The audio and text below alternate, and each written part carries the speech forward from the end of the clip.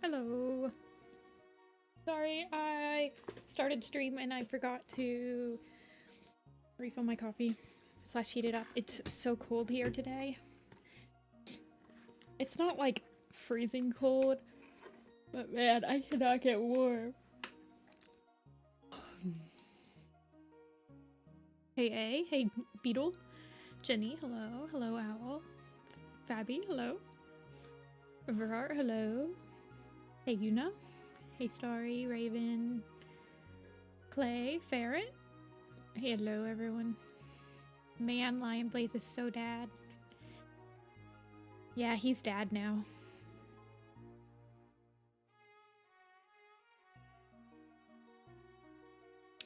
I don't remember how old he is in Broken Code, but he's probably like 7 or 8.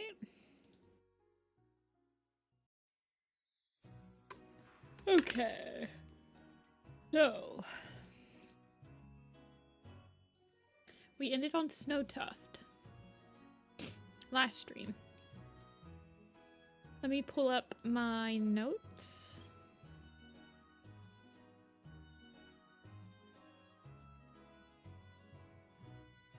Yeah, I don't know. I'm not sure if the comb over is really doing it for me. I'll probably remove the comb over.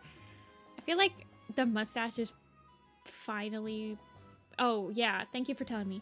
No elders quest spoilers. You will be snapped if you spoil. Okay, that's gonna be the pinned message of the stream.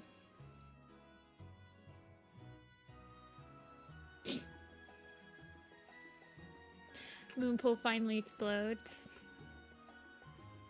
Maybe. I haven't gotten my book yet. Oh, let me check Amazon. Let's see. Let's see where it is. Orders. Oh, wait. I just got it, actually. It says my package was delivered today. It's outside. Oh, I see it. They even took a little picture of it. Wait, hold on. I'll be right back. Wait, let me start the pool and then I'll go grab it. And then I'll come back up. Okay, so we ended on Snowtuft. Which means...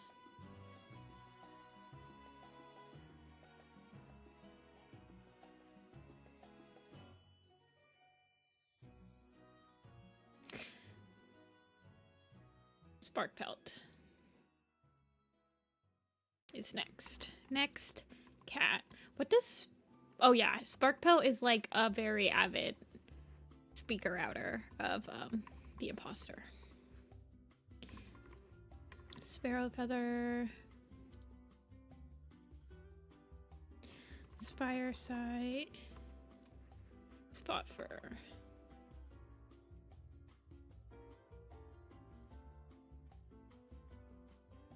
Okay, while you guys vote, I'll be right back. I'm gonna go grab the book from my mail.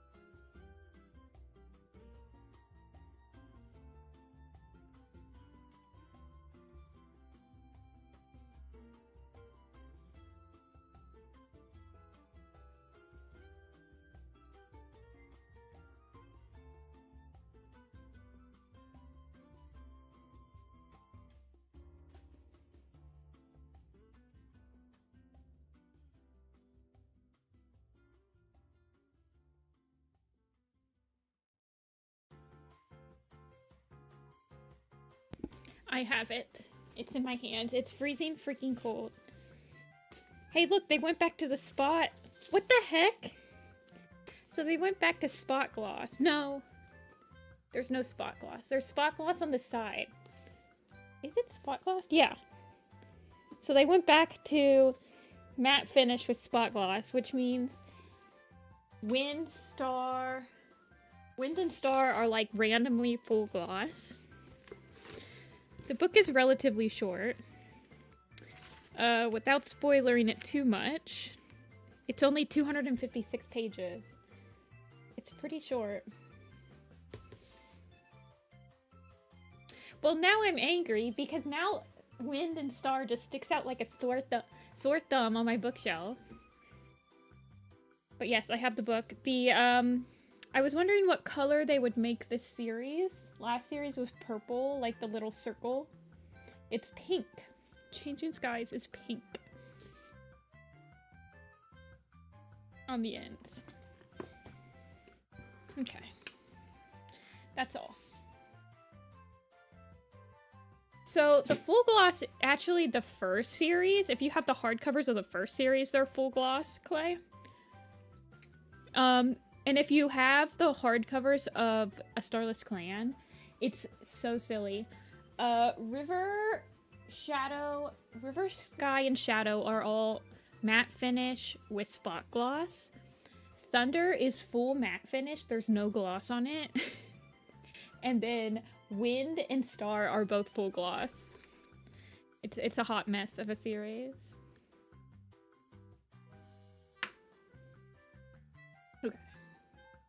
Okay, we have a tie. We have a Spark Pelt Spire Sight tie. We need somebody to break the tie. Oops. I'm hitting everything.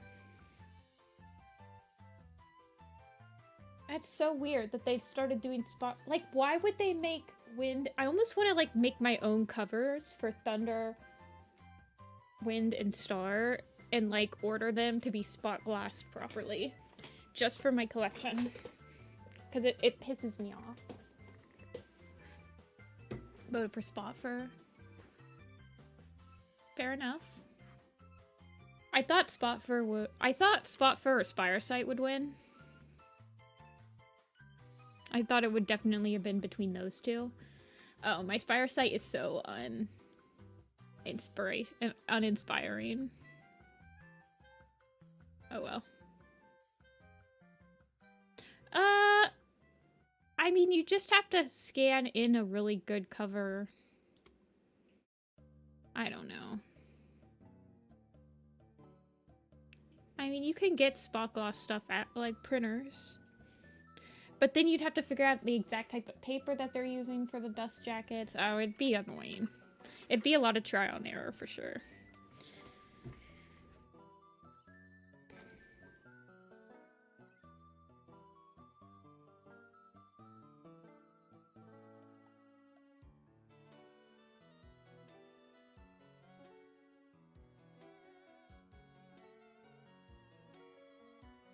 Wait, they never explained who Spiresight was until, like, book 5?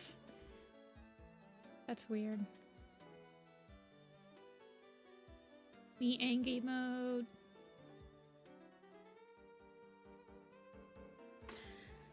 Until, like, book 5. I think they kind of explain it. That he's, like, a cat that helped save some cat's life or something. I think he's pretty heavily featured in Vila Shadows. Like, after Shadow Paw or Shadow Sight gets got by the imposter and or, like, buried. It's not really... I don't think it's ever confirmed who exactly ambushes Shadow Sight, but I think it is, like, Brambleclaw or Barry Nose or someone. You read the entirety of the Apprentice quest today.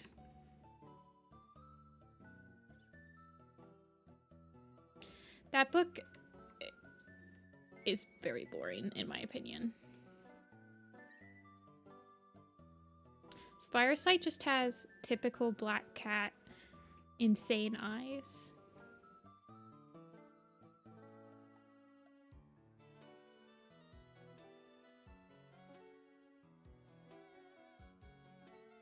Sparrow Feather Who?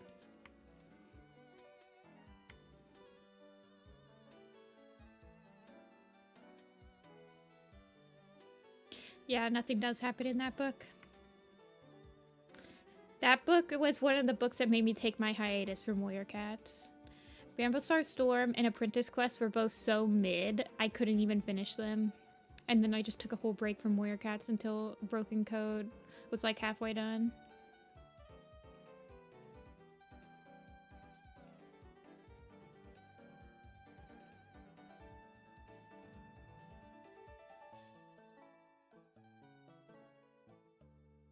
I was just, like, not interested in the Apprentice Quest overall plot at all, either. Bramblestar Storm is so boring. I'm so sad, because I finished speed reading The Last Hope this morning. Which means I have to now... Well, I get to read Crowfeather's Trial before Bramblestar Storm, so I guess that's the silver lining. Oh, no problem, Beetle. I'm glad that you were able to get through the redesign. Sometimes redesigns are so stressful.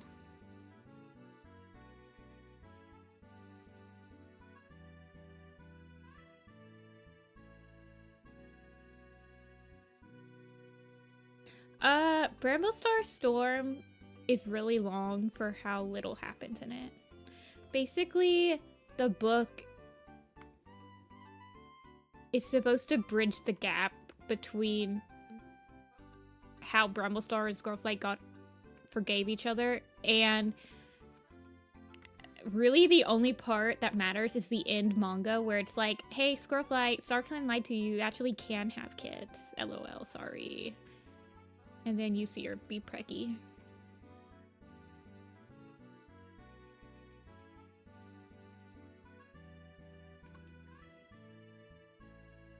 You really don't need to read Bramblestar Storm. It's really not worth it. I mean, the only thing that you're going to be confused of if you don't read Bramblestar Storm is who the heck Stormcloud is. And what happened to Black Star. That's really the only thing that matters.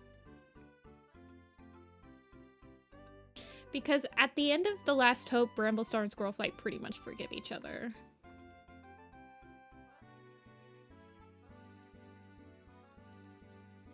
Squirrelflight's Hope is even more infuriating because I feel like the narrative in Broken Code constantly references Squirrelflight's Hope. And I'm like, you're not going to get me to reread that stupid book, ever.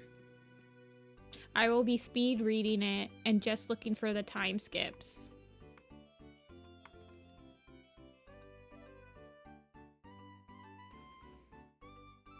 When I get to it in my timeline. Squirrelflight's Hope and Mothlight's Vision. I think Mothlight's Vision is probably my least favorite book, but man, it wasn't hands down my least favorite book until I reread it a second time. Squirrelflight's Hope I've only read once. I feel like if I actually sat down and read it again, I would be able to properly write down my thoughts of why I think that book is just like one of the most depressing and mean-spirited things they've ever put on. He looks so silly. He's a silly boy.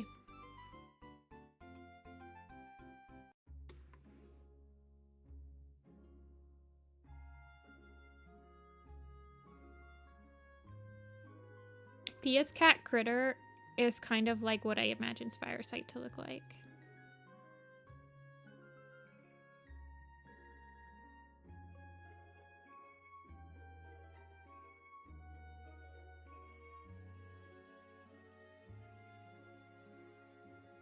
Critter is Ravenpaw. That's true.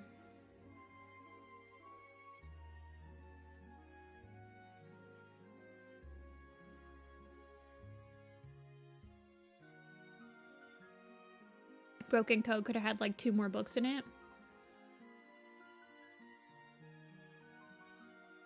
I feel like instead of it having 2 books, I feel like they could have truncated Lost Stars and Silent Thought. So Darkness Within. Nothing happens in Darkness Within. There's a curse in Warrior Cat books of the 4th book of every single series tends to be one of the weakest books of the whole series. Like, nothing ever happens in the 4th book. There's only a couple exceptions to the rule. But, like, Rising Storm's like that. Starlight's like that. Eclipse is a outlier. Sign of the Moon is like that. Blazing Star. Darkest Night. Darkness Within. Thunder is also an exception. Yeah, Wind. Thunder, so I would say Starless Clan and Power of 3 are the exceptions to that rule.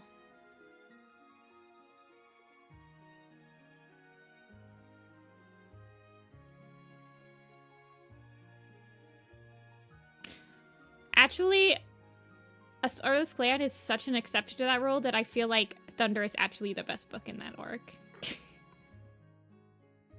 But Wind is definitely like that. I remember reading Wind and being like, that's awesome. So nothing happens, right? I feel like it's because Warrior Cats tends to have a very climactic event happen in book 3. And then after the climactic event happens, like, nothing else really happens. So you have Forest of Secrets. Oh, we are listening to... It's Pokemon music. So we just finished a Pokemon Diamond and Pearl song. And now we're on an Explorers of Sky song.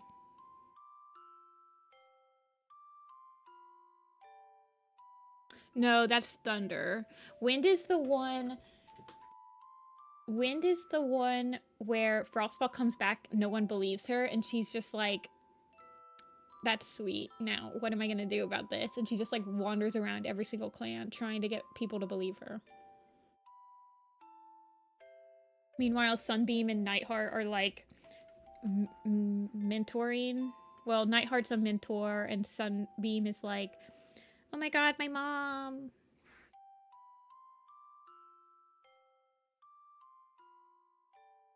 Yeah, well, I would say they don't almost die. Almost die for me is like they were in the medicine captain for like a week. And we had no idea if they were gonna make it.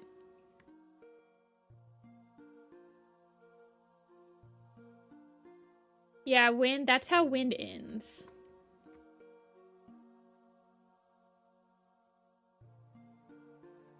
And that's pretty much the only things that happen in Wind are at the very end of the book. A Starless Clan titles. Yeah, they're no worse than like the New Prophecy titles in my opinion. It's just because they're new, so we're not super used to them yet.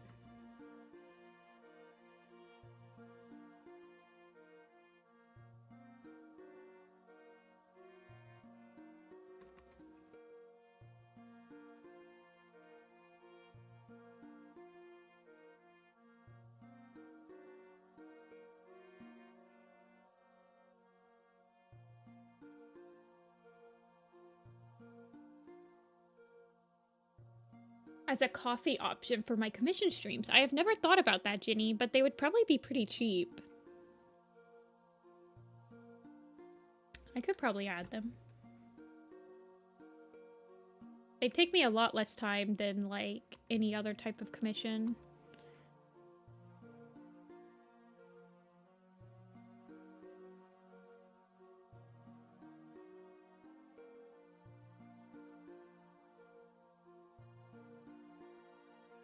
I've been wanting to try to get into the emote making business for Twitch, like for other streamers. Yeah, I could probably whip out quite a few of those on a stream. I feel like I want to make some of my own emotes.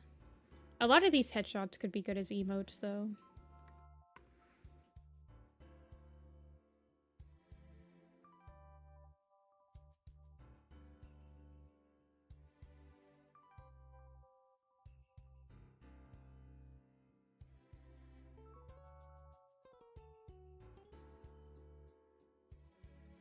Yeah, somebody asked, so I was gonna do simpler, really, like, doodles for streams. I'm limiting the amount of off-stream commissions I'm doing this month because I'm trying to focus heavily on getting, like, sticker sheets and merchandise drawings. Like, this one is a poster, so I'm working it on stream, but I'm trying to heavily focus on getting stuff finished so that I can place orders in February so I can get stuff in before March 1st, which is when my first convention of the year starts up. You used to do emotes? Yeah. They seem like they'd be pretty hard to do. But I really like I feel like I could probably do animated emotes for Twitch. Because a lot of the streamers that I watch, they're like, oh, I can never find anyone that'll do animated emotes for me. And I was like, I could probably do them. Even though I really hate doing animation commissions.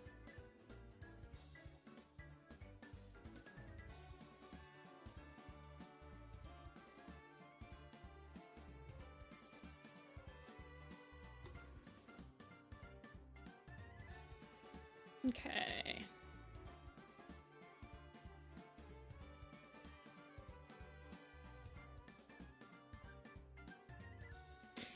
Splashtail is a pretty silly villain, but he's only silly because he doesn't really have that high of a kill count. Like, he only actually killed, like, 2 people. 3 people, I guess. That's true. Splashtail is about the same age as, Nightheart.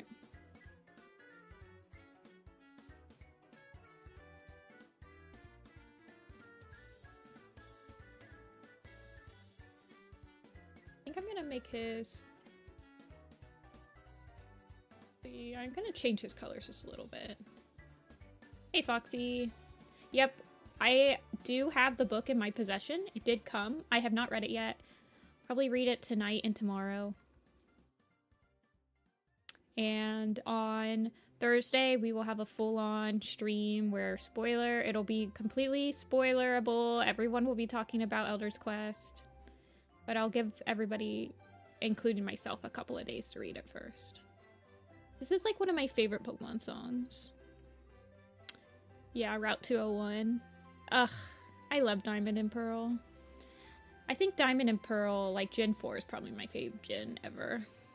I like Hoenn and Diamond and Pearl, but I played a lot of Gen 4 when I was growing up.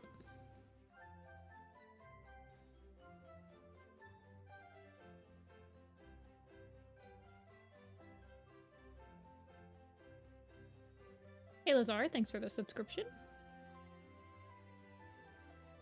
You read the book in an hour and a half. It is quite a short book. I did give my thoughts on the cover. And how short it is. It's about like 260 pages, it seemed like. Like, almost as short as River. They've been making the first books of each arc very short lately. Like, River was super short. Because his name is Scott V. Do they... Actually, no one answer this. I was gonna say, do they actually, like, mention the fact that Podlight is still in the claim? Yeah, I was mostly just commenting on the fact that they're back to the matte finish with spot gloss. For some reason. Podlight was the dark stripe to Splashtail's Tiger Star. You're actually like 100% correct, and I love Podlight so much more for that.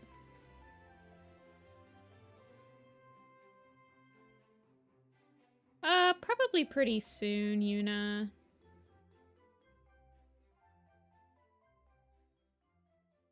I hate... They'll probably completely spoiler. I'm kind of glad that they're not releasing, like, the teaser and the blurbs before the next one is out, because they spoiled so much of A Starless Clan doing that on their website. It's not even funny.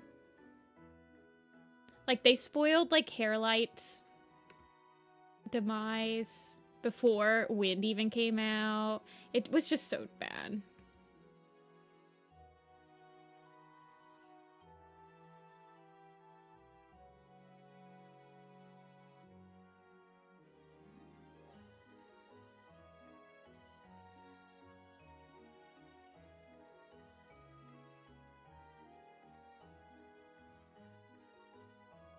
How the covers keep changing from zoom out cats to close up. I mean, they try to keep the same composition for each arc, but I think they should actually do some more zoomed out cats, because the guy that's making Owen, I think? Yeah, Owen's the guy that does the English covers, and his specialty is backgrounds, and I feel like he draws cats so much better when they're, like, zoomed out, and can actually, like, you can actually admire the backgrounds more. But in Changing Sky, they were like, what if we made the cats even bigger? And he was like, internal screaming, ah! Okay.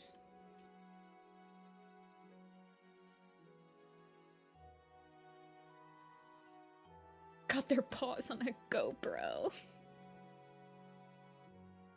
Me, when I send my kitty pet out with the GoPro collar and I suddenly capture clan life. YouTube's not gonna believe this.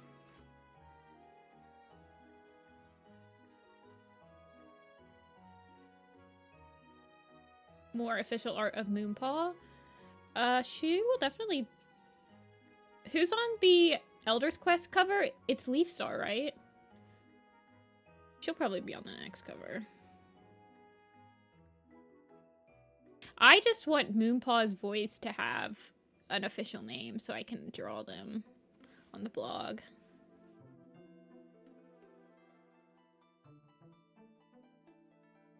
Let's see, let's darken it up a little bit.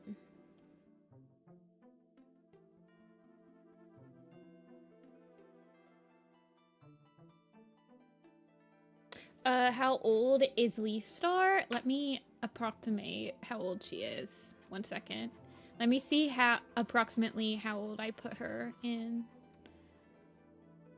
So I have her... I actually don't have a date for her yet. She's probably about the same age as...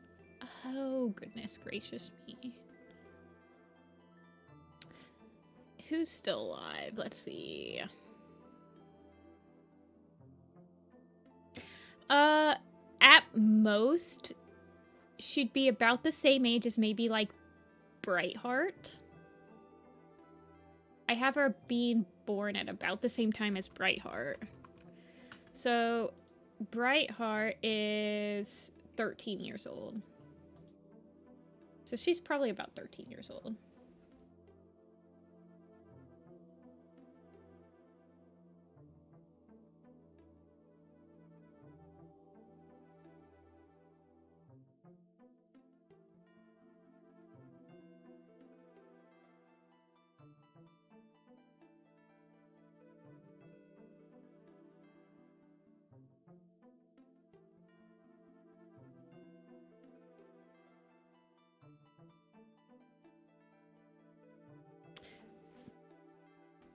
Yeah, she has had to deal with. She's definitely been through a lot.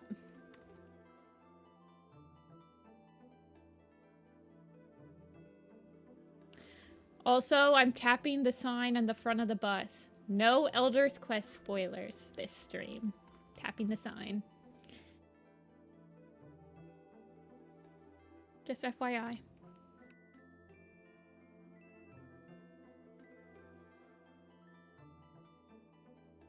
Yeah, I kind of imagine her being, like, a little bit younger than Firestar. When she's joined, when Sky Clan gets rebuilt.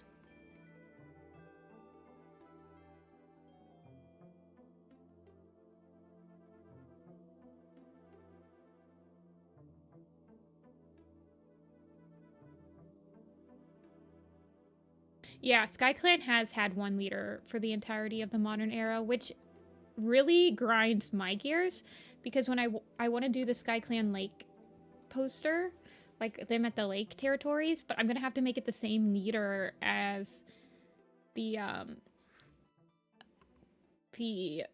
Sky Clan Gorge, and I hate that. I usually try to make it at least a different leader. Sad face.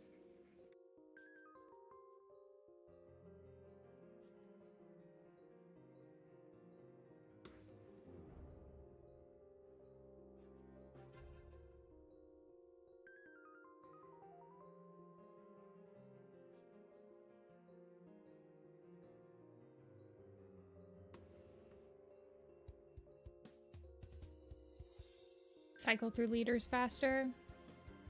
We cycled through quite a few in RiverClan last arc. About as quick as...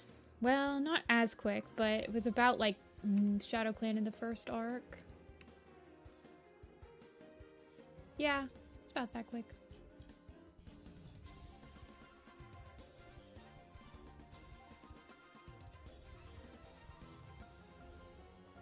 These are all Brilliant Diamond and Shining Pearl. I actually never played the remake. How was the remake of that game?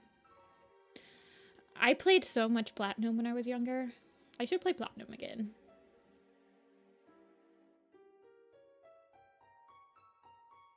Bad? Sad face.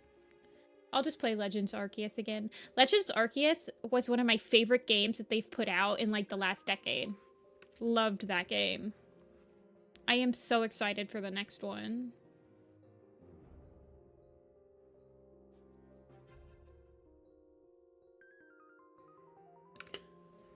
They did not improve any problems the original had.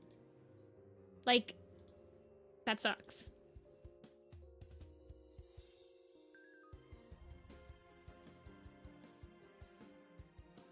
Spire site.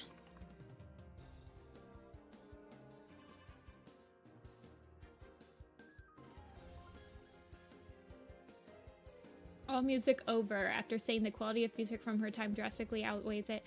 That's true. Tawny Pell probably listens to 30 Seconds to Mars, and everyone else is, like, listening to... I don't know, what's What's the new song? What's the new artist that everyone listens to nowadays? I should have thought this through more.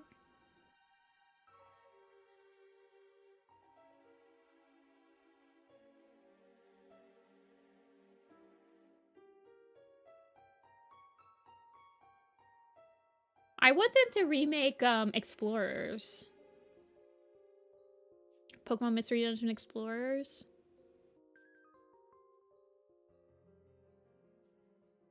Okay, Spire Site is number 5.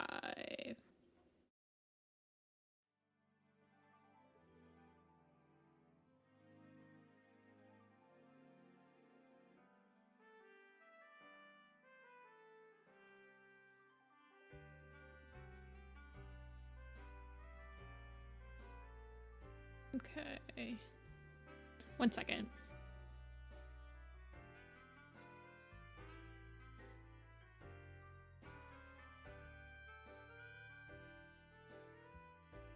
They did not fix the dex problems. They didn't use the platinum dex. Oh my gosh. Probably pasted a bunch of code into Unity. Oh, it was made in Unity?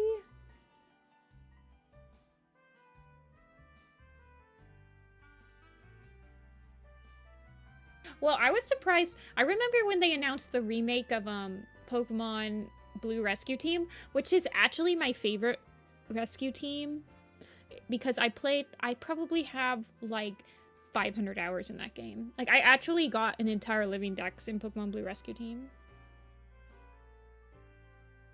But I do like Explorers of Sky and Time and Shadow or whatever. I would assume that they would remake Sky, though. Okay, so Snowtuff, this is Spark. I remember when they used to take, like, 3 years to remake a game, and they would actually properly remake it. Cough, cough, Gold and Silver. AKA, like, one of the best, hands down best main game Pokemon games they've ever made. In my opinion. Remember, these are just my opinions. You can have a completely different one. Weather's fine here. I never lost power. We got about 5 inches, I think. Wasn't, like, too bad. Sparrow Feather. Spire Site. Oh, Spire Site needs a ghost. I just realized this. Oh no, skidded in a ditch. I've definitely been there. I hope no cars were around you because I always have panic attacks when that happens.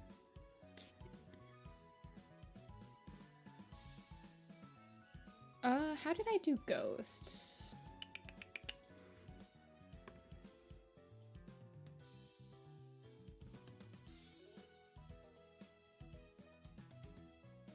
Okay. The power in Texas. I heard that Texas was, getting snow.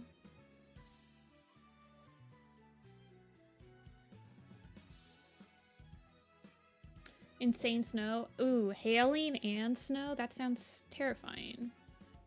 Freezing rain and then like a foot of snow. Ooh, that's always the worst. Yeah, we mostly just got snow. I haven't been out yet, though. I didn't go out yesterday. I'm going out tomorrow, so we'll see. Hey, comadre, thank you. Okay, I think I'm going to give them the clanless logo, but with the colors of the spirit logo. Owner.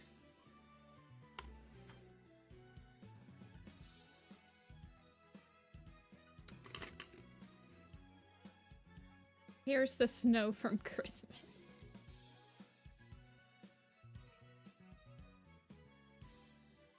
Yeah, I think it's supposed to actually snow more later this week here. Hold on, let me check.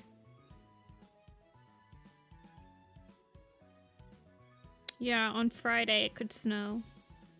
But it's also like the low is 9. And if it's too cold, it won't snow. So, we'll see.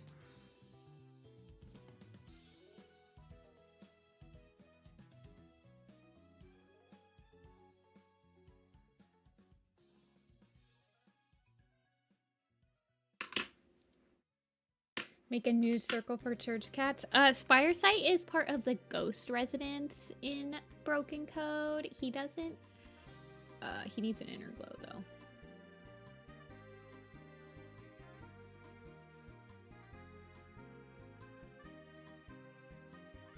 This is from Pokemon Black and White. Black and White also has a good soundtrack. Swamp with Snow. Yeah, we don't actually usually get too much snow.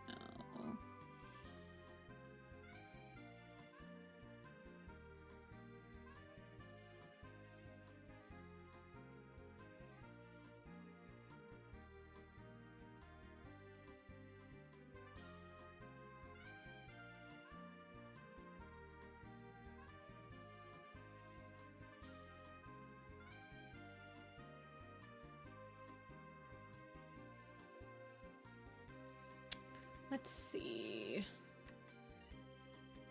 I think I'm going to do this. I'm going to this.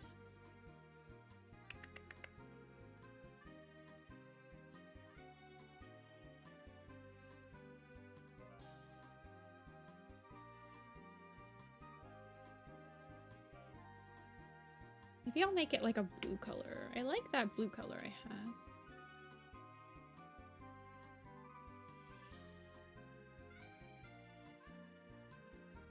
Nah, it's okay.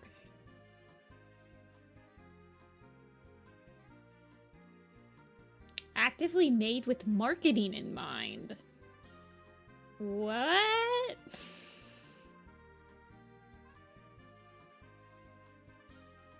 Let me add. No, not an inner shadow.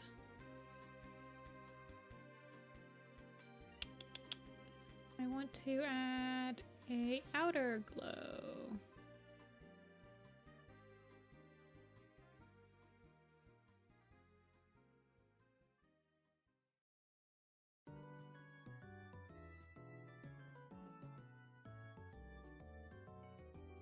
You have a theory? So it's unrelated to the actual books. So what makes you... Okay. So you think that they're making her look unique because they're like expecting to sell a lot of stuff for her?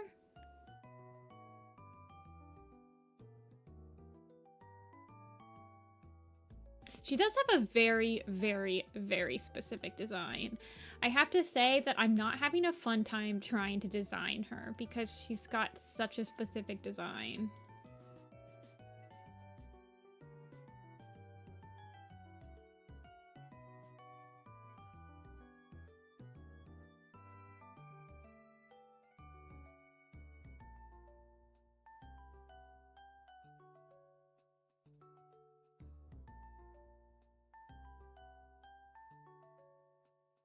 I think I want his eyes to be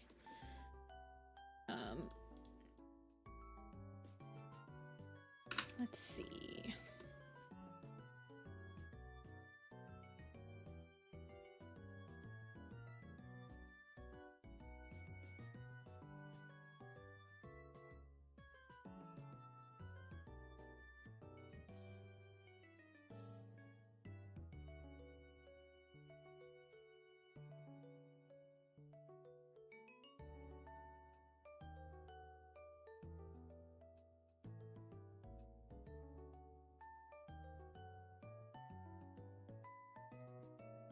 From the Elder's Quest. We're gonna make so much money mint paw.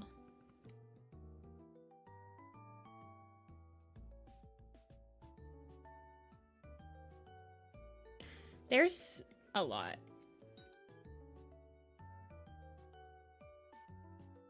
Yeah, I agree, Lemonade. I'm I'm hating the fact that they're just like posting random characters' official eye colors on the website now and completely like destroying. I don't know.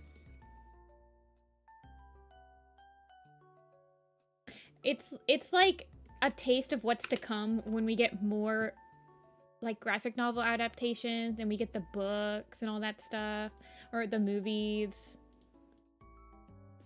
People are gonna be not fun.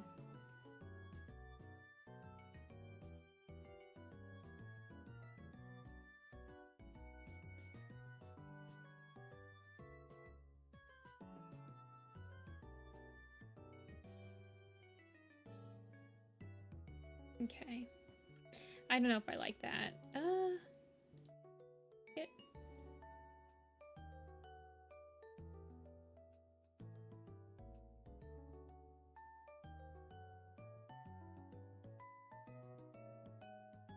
I don't know.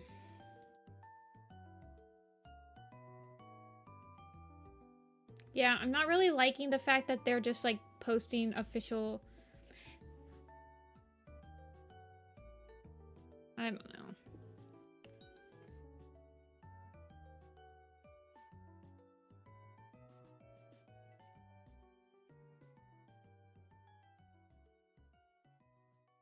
I don't want people to feel like their creativity is ever restricted when they're designing warrior cats, because that's one of the things that our fandom has as a very unique thing, is that we can design our characters because it's a written prose.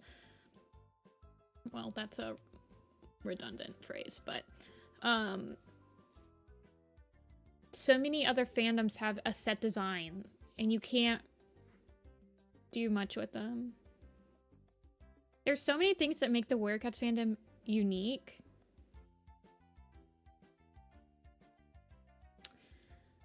That I feel like we will lose if people start like being, you can't, you have to have such and such design, you have to have whatever. My Moonfall design currently swaps what side of her face is which. I'm just crazy like that. I've definitely designed some Moonpaws that actually had... See, even... You can't even change the freaking eye color. Like, hold on. Let me pull up my Moonpaw sketch, you guys. This is what I'm talking about.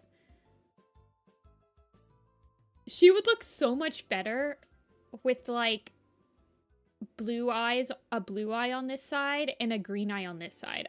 Don't even get me started. The blue would look so, like, it would pop so much better if she had a blue eye on this side. And then this would look so much like blue and green. That'd be so cute. But no, you can't even change the color. Like, I can't even make this yellow. This is how restrictive the design is now. And it makes it very annoying for me to design. Even though they could have just said she was a chimera with half of her face orange and half of her face black, and that would have been a perfectly okay thing. And because Moonpaw is going to be the only chimera that's in the fandom. Also, I know I'm saying chimera wrong, but I don't care. So, like, as soon as you see a split-faced cat like that, you're just going to know it's Moonpaw. Yeah, the Wildcats are also restrictive, but they're not main characters, so it doesn't matter. I know some people that have made the Wildcats a different breed just to, like, limit, to, like, unlock the restrictiveness of doing, like, Scottish Wildcats. Next cat. Okay. Squirrel? Oh, I know who's gonna win. Stem. If you guys pick Stemleaf, I'm redesigning him completely, by the way. Strike! Oh yeah, I added Strike Stone to this.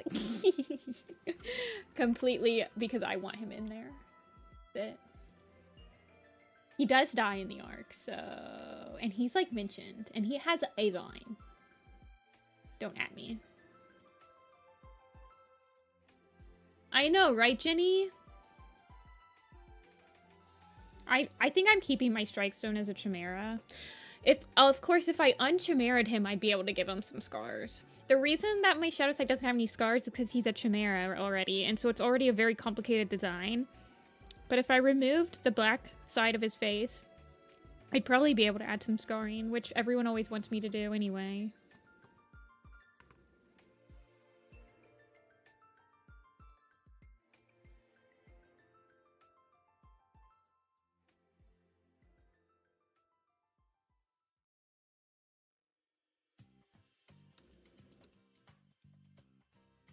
I'm honestly probably gonna redesign Stemleaf so that he's like an Oakheart clone for some reason. Stemleaf and Oakheart look exactly the same in my mind. I'm not even lying to you.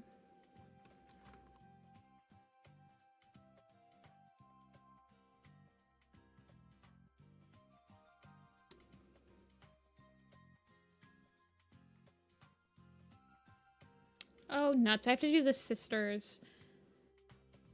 I have to make a sisters thing. Oh yeah, I just want to do a braid thing. Okay, yeah. So if you guys pick a sisters, I'm gonna have to design the circle on stream as well, by the way.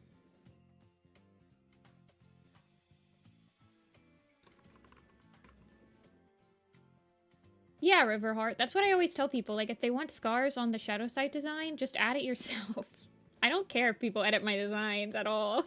Especially, like, if you just want to use it as a base and then you want to kind of be like, oh, I like these colors, but I see him as like slightly taller, or like I see him as more fuzzy. I don't care. Just change it.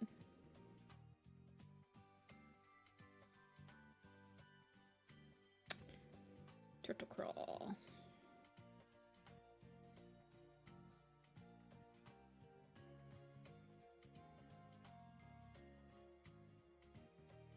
Have you found anything odd or weird with ages or kits or anything out of the ordinary for Omen of the Stars? Let me check.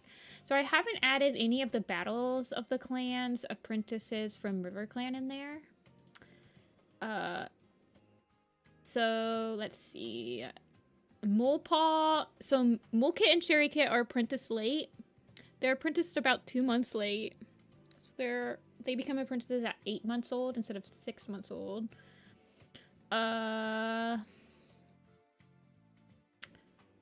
Let's see. I've added in Podlight and Curlfeather as apprentices, even though they are mentioned in Misty Star's Omen and they don't actually show up in the narrative until the apprentice quest. Shimmer, Lake, and Heron got added. Let's see. I had problems with Ivy Tail. I made Ivy Tail have 2 litters in Omen of the Stars. So she has Stoat Fur, and then at the end of it, she has Spike Kit and Grass Kit. Weasel Kit is Pine Nose's kit. I haven't decided who her first mate is because her second mate is Spike Kit. Well, Spike Fur, but he's a kit when she becomes pregnant, he's not even born yet. I'll probably make like Red Willow her like mate because he dies.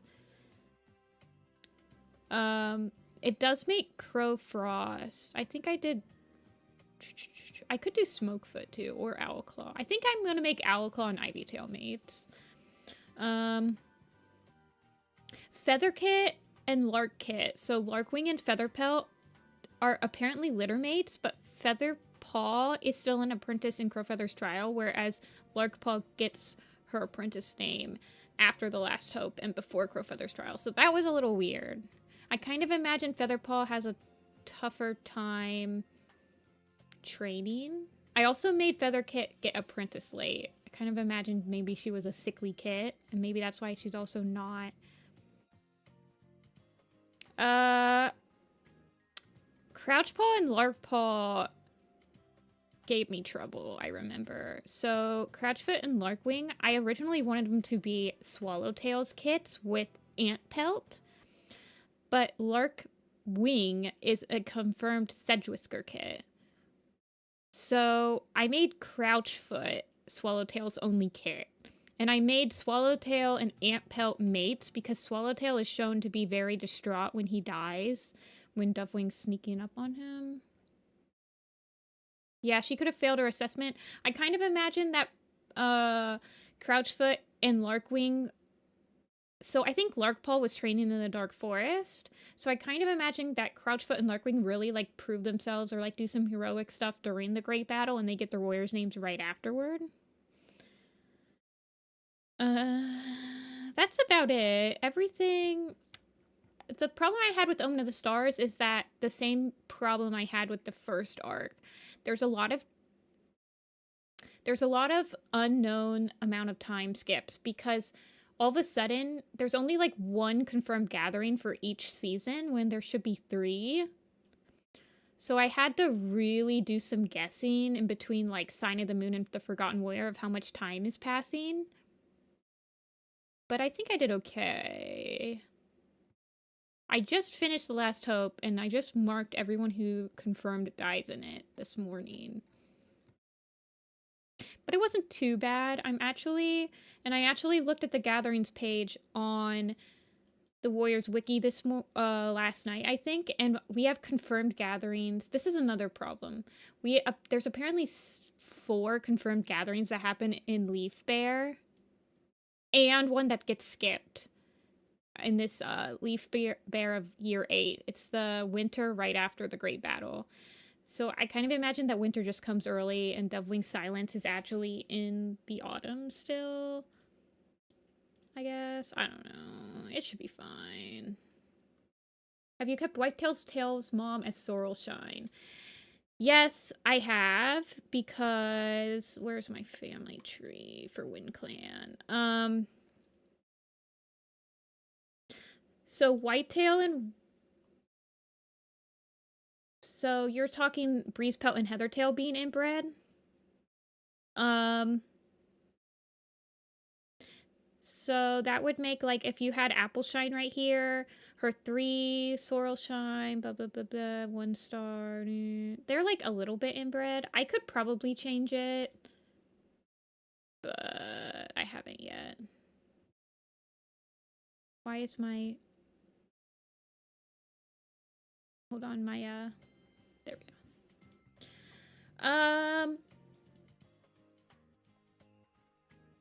I haven't, like, gone through and really taken out the inbreeding in any clan other than ThunderClan yet. Right now, I'm just documenting, like, the official head... Before I, like, start changing around and, like, I'll have, like, another tree that'll have a headcanon tree if I start, like, really making changes like that. Because I like to remember what the official canon is before I start modifying it around. Because I don't want to accidentally, like, think something is canon where it's like, no, you just did that yourself. Okay, stem leaf.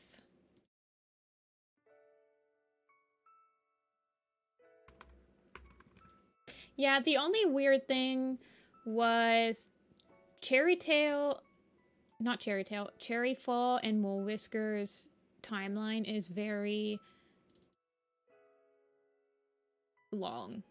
They're actually apprentices for like a year too, because they become an apprentice.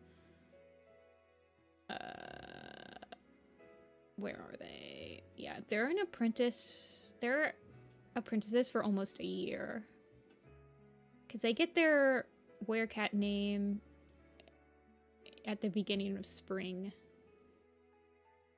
So yeah, they have a pretty long apprenticeship. Yeah, sometimes the best you can get is sorta inbred. I like limit it to 3 generations out.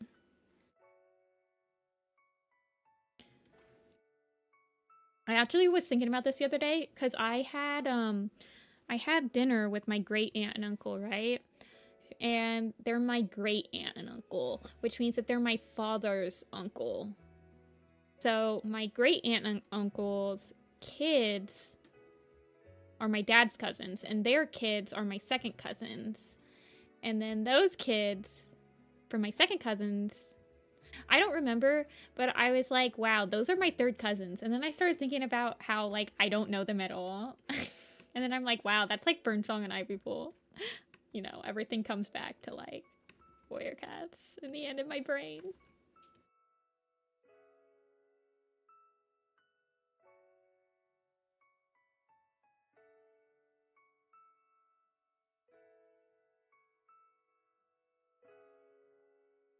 But yeah, I haven't really dived deep into trying to fix the family tree right now.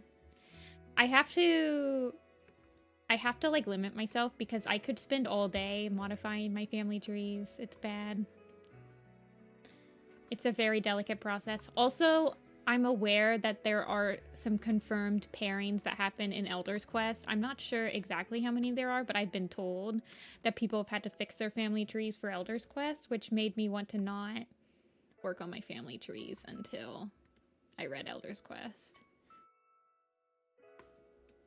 Let's see. So his dad's Thornclaw. What's Thorn? I feel like... Let's see. Oh, I never posted Elder Thornclaw. Are you guys never let me post him? Oh, we've got to post him today. Remind me in an hour to post Elder Thornclaw, you guys.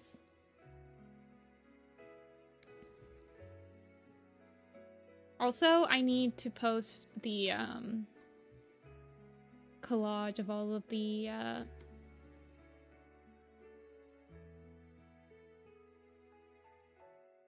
Oh, I think I know which one you're talking about, Omega. Is it a ThunderClan one? Because if so, I know about that one, and I want to know the new lore. Because I'm so interested. Kind of want him to have like a big nose.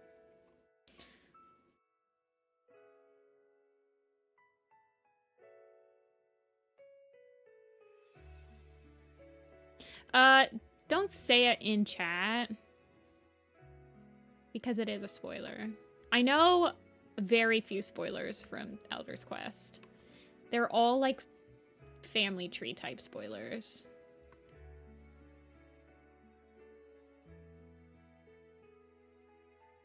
I'm like very much invested in it. We can talk about it on Thursday. But I'm very invested in that. That might be one of my favorite minor character things that they've ever done.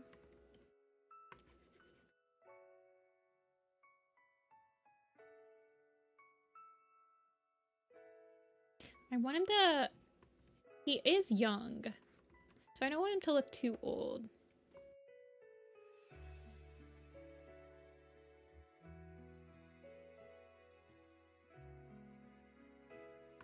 But I want him to have, like, dreamy eyes.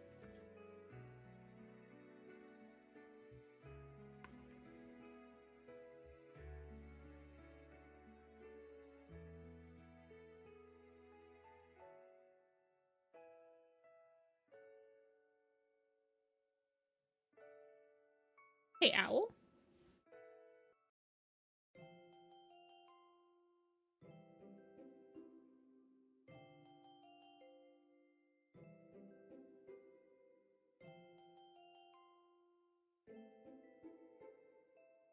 Yeah, you can, Omega.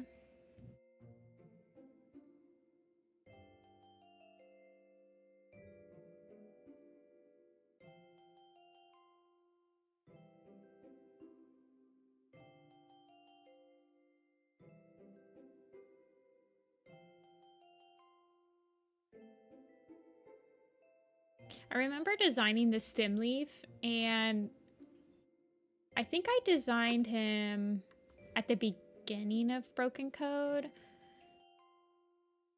And I didn't really know... I don't know.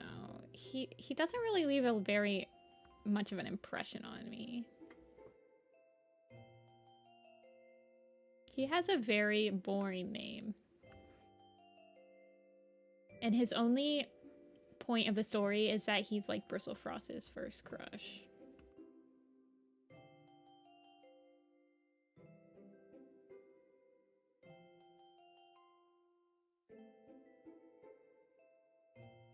J-Slat. I feel like I remember the name. And he dies, yeah.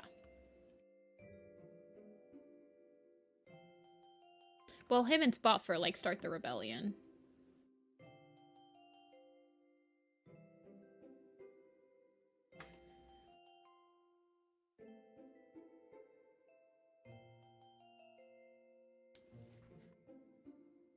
Reading that rejection scene between Bristlefrost and Stimleaf is so secondhand embarrassment. And then we had to read it again. They were like, did you guys like that embarrassing rejection scene? Well, here's another one. Sunbeam and Blazefire.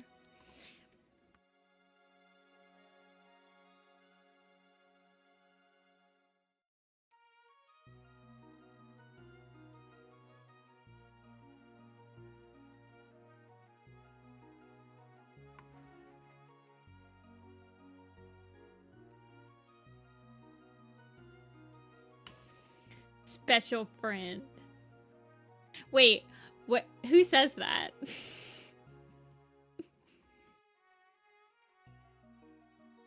Hold on, I'm opening up something.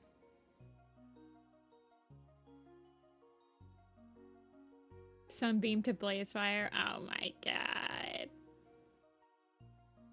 You'll always be my special friend.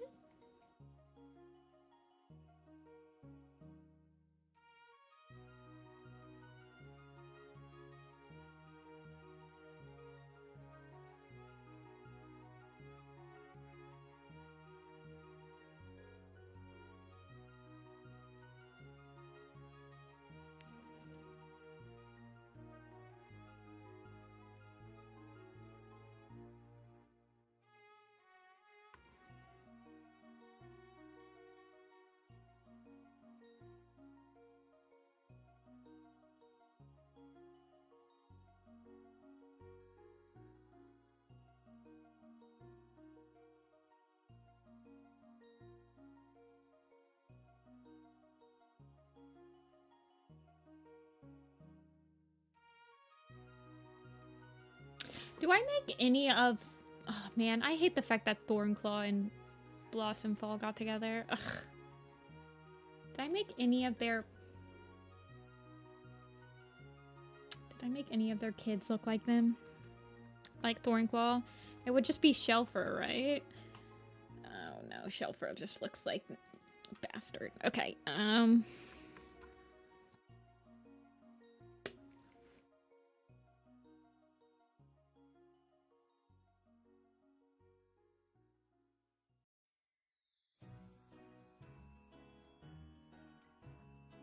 You sent it. Okay, let me check.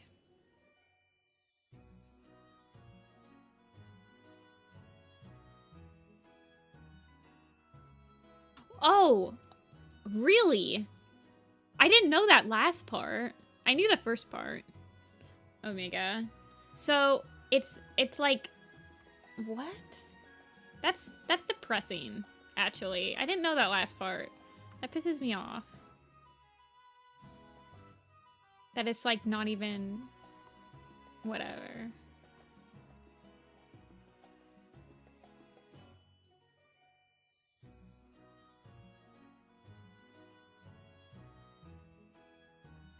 Well, the crazy part is that Stem and Bristle...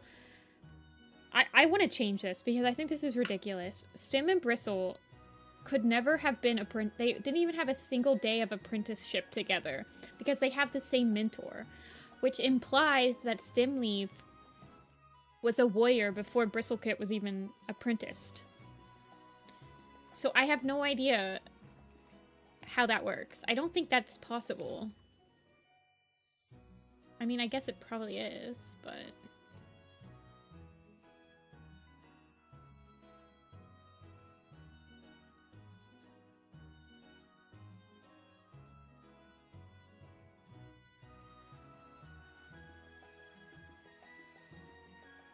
Well, that's not fun at all. I wanted to know what the spicy drama was. Sorry, I'm thinking about the spoiler. I'm gonna stop talking about it because I can't actually elaborate.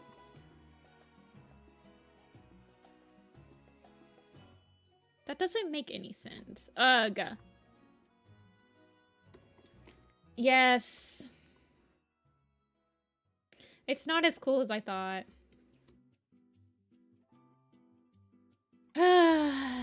Sigh face. I mean, he's kind of old. When he dies, he's,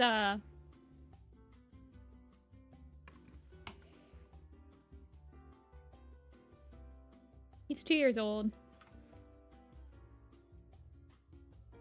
I don't think he looks too old.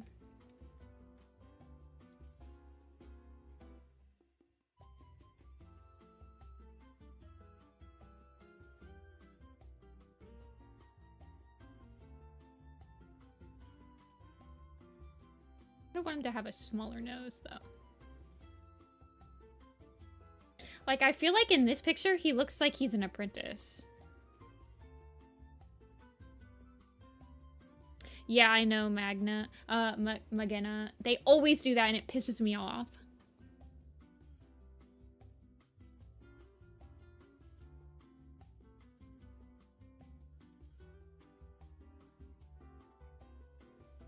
At least Bristlefrost had the decency to, like, say it right away, and she didn't let it fester.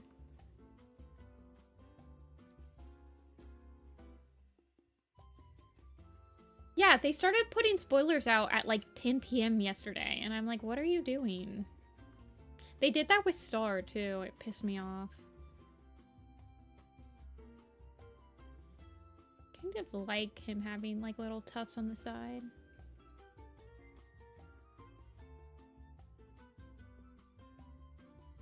Oh, I'll fix it. I never check on the working on before I start stream, let's be real. They don't start at midnight. They started putting stuff on at like 10 p.m. because I was playing a game with my friend and it was like 9:30 or something. And they were like, spoilers are going live. And I was like, why? The Elder's Quest is the new Warrior Cat book that came out today.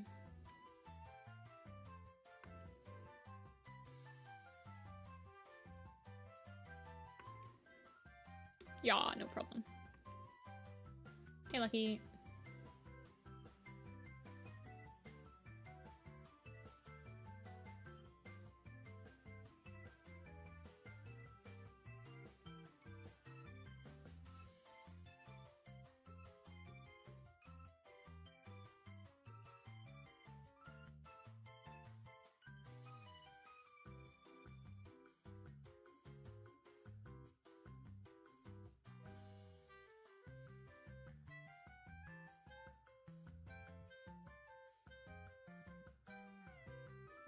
Let's see, let's color him a little bit.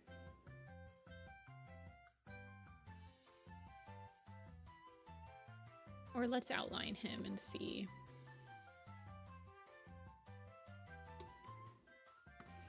It only took place over a week.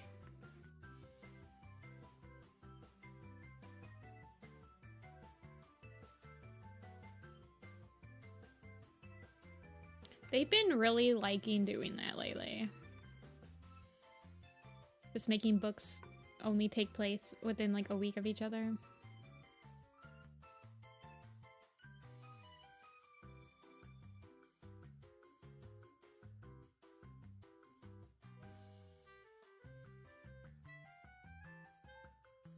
This is Stem Leaf.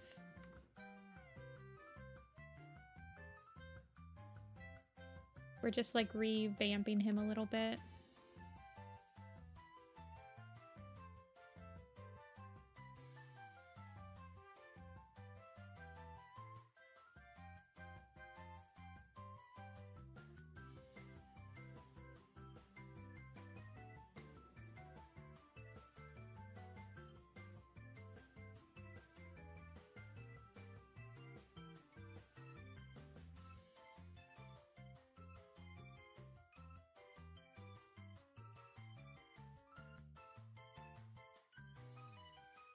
He definitely has the Okar vibe where he's just like literally there to be handsome.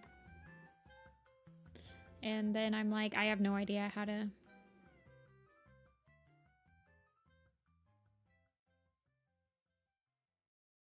Whatever.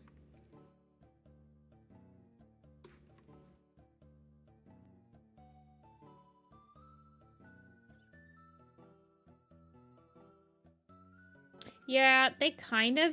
I think he dies in the next book I have to read. I think he dies in, Veil of Shadows.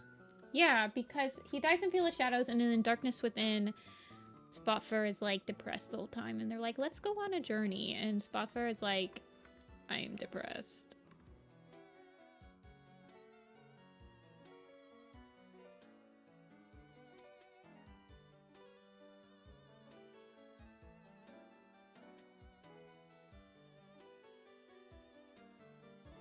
Handsome in cat terms means he has a luscious lock of hair for me. And bedroom eyes.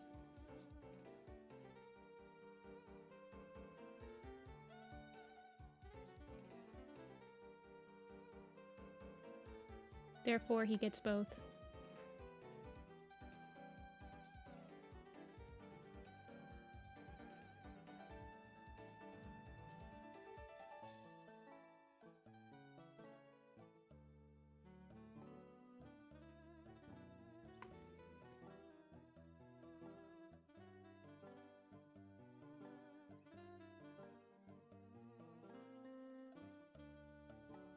Why did Fire not get both?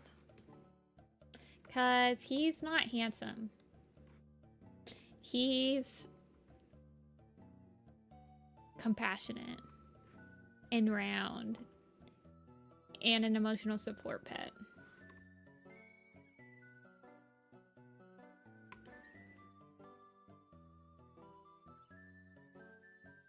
I can't hear you. I can't hear you. Yeah, Sandstorm loves him for his good vibes.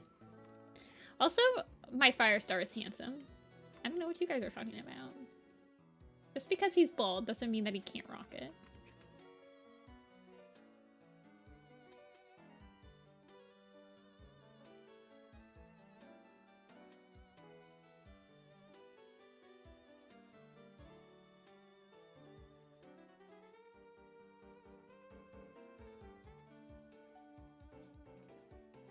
Let's see. First, I'll draw him with the pelt color he has now.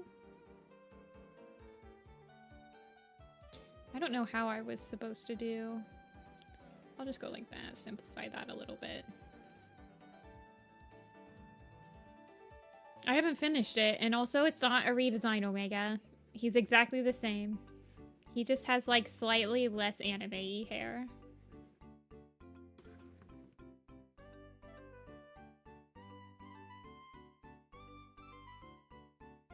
A redesign for me is very noticeable. If I'm just like tweaking it a little bit, it's not really a redesign. It has to be a very noticeable change in design.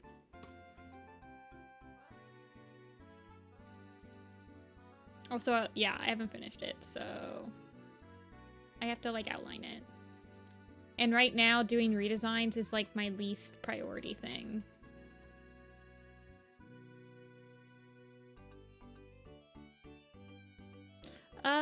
He just doesn't have,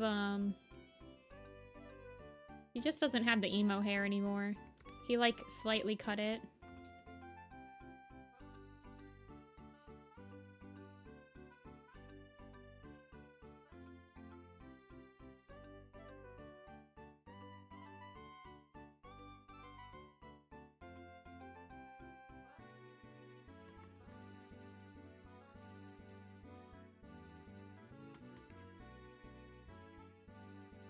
I thought I had Nightheart in the Elder's Quest one, but he's in my, Star...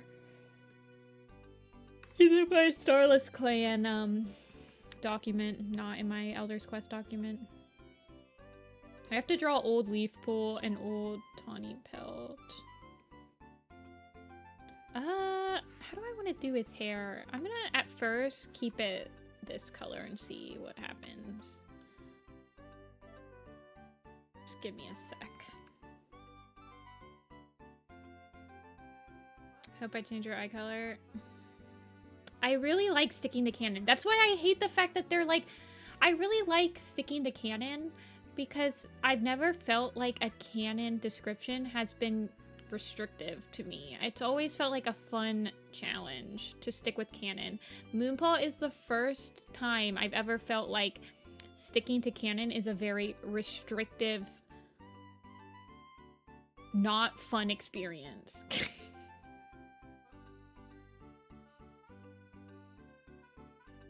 Right? She has such a specific design. Like I have to have the tufts on her. I have to have the two eye colors the same. I have to have the, like, it's just so restrictive. I don't know. Blue eye, green eye. Like here, let me show you what I mean. You guys, let me show you what I mean. Where's her eyes? Where's her eyes? There they are. Hold on.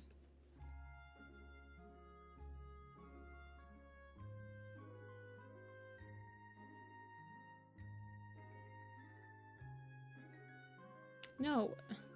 Color. Thank you.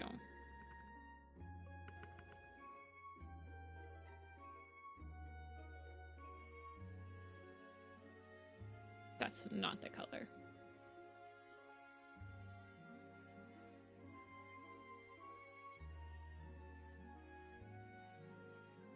I love that blue light with like her orange, with the orange fur.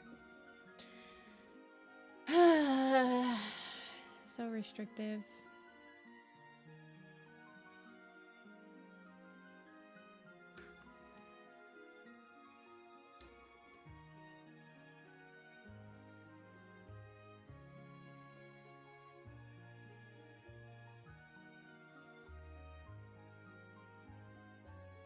The Elder's Quest, Pacific. I don't like how restrictive Moonpaw's design is. It's way too specific. It pisses me off.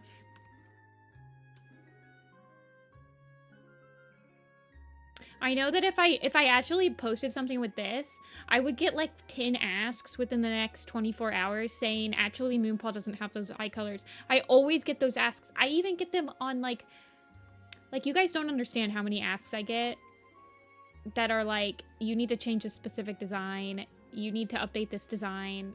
They're always so demanding too. I'm like, you make me not want to do it. Let's be real.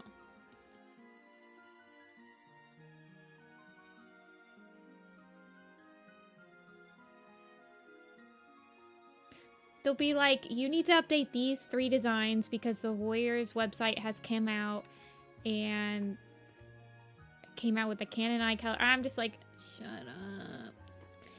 I know, I do ignore them, Omega, but I still get them like every single day. And then it's like, ugh.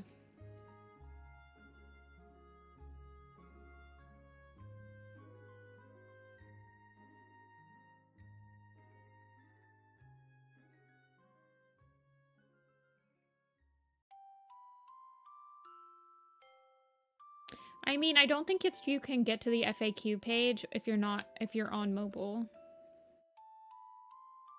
Because I get like, yeah. I'm pretty sure that the FAQ doesn't show up on mobile. Or like iPad or whatever.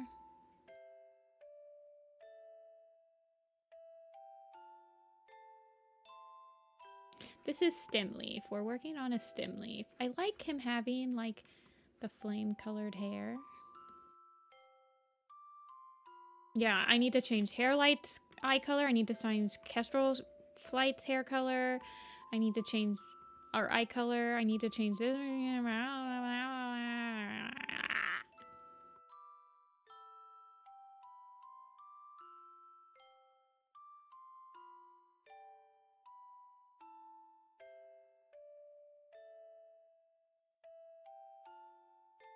It's hard keeping updated on Warrior Cat's designs. I'm gonna be real with you guys.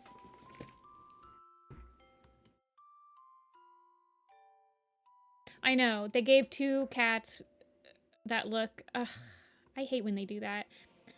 But that's why I give Hairlight yellow eyes, so that he can be different from Icewing. Therefore, sometimes I just don't want to change their eye colors.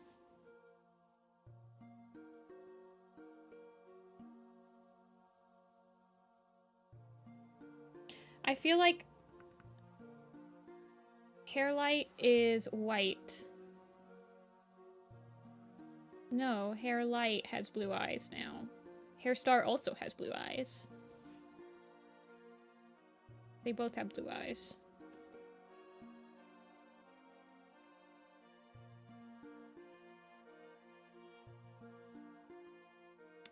Yeah, and Omega?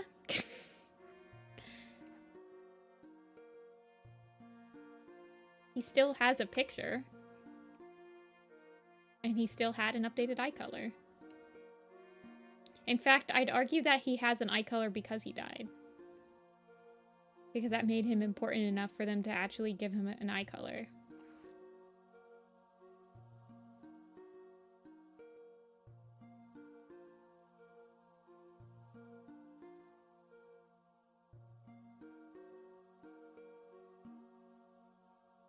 No, not Hairstar.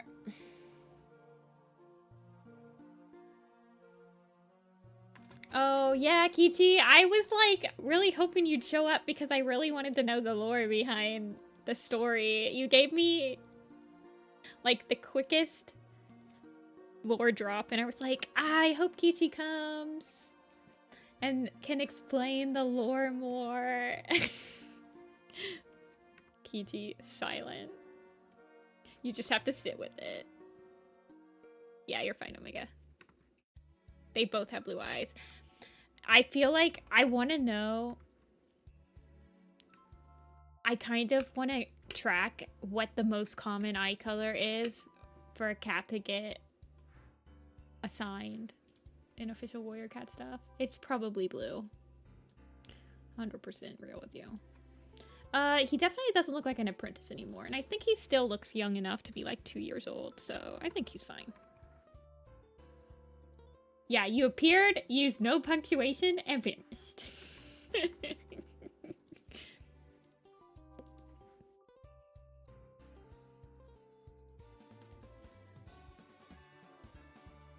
Amber. So would you like clump Amber in with yellow? Typically, I feel like orange, amber, and yellow are all technically the same eye color, but Warrior Cats differentiates them a lot. Or at least amber and yellow. Amber and yellow should be two different eye colors for sure.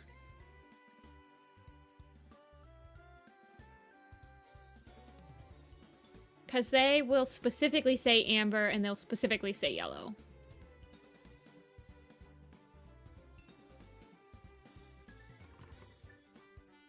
This is ThunderClan. He gets ThunderClan because he was alive.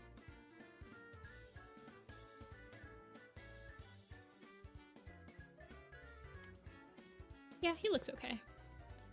Okay, Sunrise. So we're on Tiger Star. So Amber for me is... Leaf Pool. Leaf Pool has amber eyes. Spire Sight has yellow eyes. Lion Blaze? I actually don't know what his official eye color is. He has the Omen of the Stars curse. Amber eyes.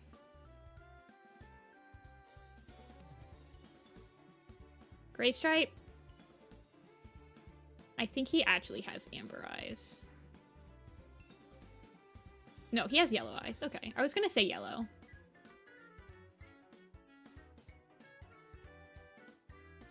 Ampher, I don't know if Ampher actually has an Ampher. Let's see if he has an actual eye color. Yeah, amber eyes. Okay, well I gave him yellow. He's got kind of ambery. Whatever. Yellow / amber is definitely the most amount of fun I have with eye color.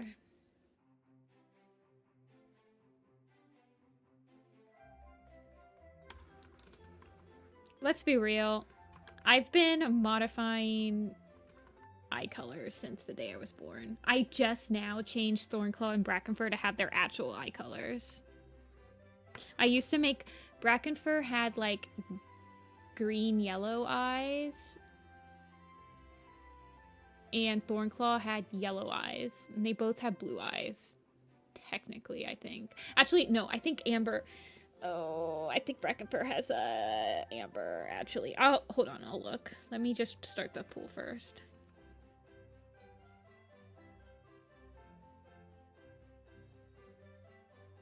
Okay, let's look. Brackenfur, I used to draw with... Yes, green eyes. And I've finally changed his color to amber. I need to go back and actually edit the rest of his pictures. Also, isn't it cute that he's in the same exact pose? Sort of. As a apprentice, and now he's old, but he still sits the same exact way. Ugh, he's so cute. I love him. He's my favorite boy. Thornclaw, I believe I changed to have blue eyes, finally. He used to have amber.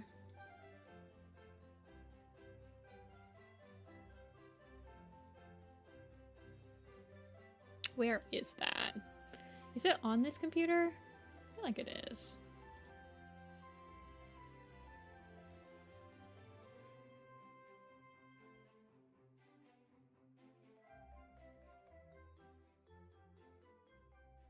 Yeah. So yeah, he has blue eyes now. He has very cloudy blue eyes. He needs to get posted. Do you guys want Cloudtail or Thornclaw today? No, he will be normal.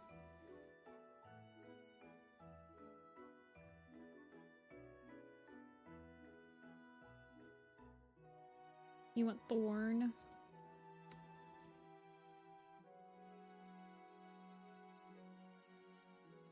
Pulling up to the club.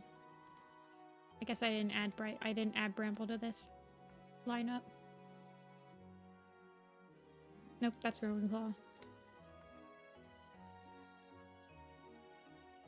The Elder's Den.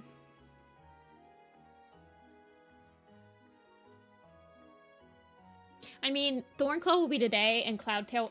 Actually, you guys, I just realized it's... The question is mute, because I'll probably update both of their posts today. Thornclaw will just be pushed to the top of the dashboard, and then Cloudtail will be reblogged tomorrow, but he'll be live. So we're just gonna get both. I'll just like push Thornclaw onto the dashboard today, and then Cloudtail can get pushed to the dashboard on Wednesday. He's technically a golden cat. Yes, you're right. I've made him more and more golden. Well, now he's all brown because he's old and dull. But he's supposed to be like a golden tabby, I think. Golden brown. Yeah, golden brown. Bracken is also golden brown. They're technically look exactly the same. But I don't make them that. That's an illusion. I would never. They're two completely different personalities. Yeah. Bracken is definitely more like a honey colored. I don't want to change his color because he has the same color. Honey Fern, who's like his kit, shares his colors. I think Lionheart shares his colors. Yeah. And then I don't want to change his style because him and Fernsong and him are similar. Fernsong's his grandkid. The Amber. Tiger Star time. Oh, Tiger Star is so good in Broken Code.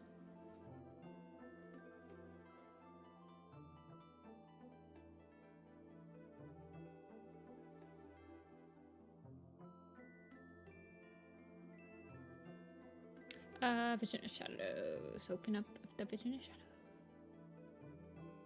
What's he look like in a Vision of Shadows? Okay, he's still pretty young. I think there's about a year. No, I think there's about 6 months in between Broken Code and... Well, he's definitely gonna have more of his beard growing in.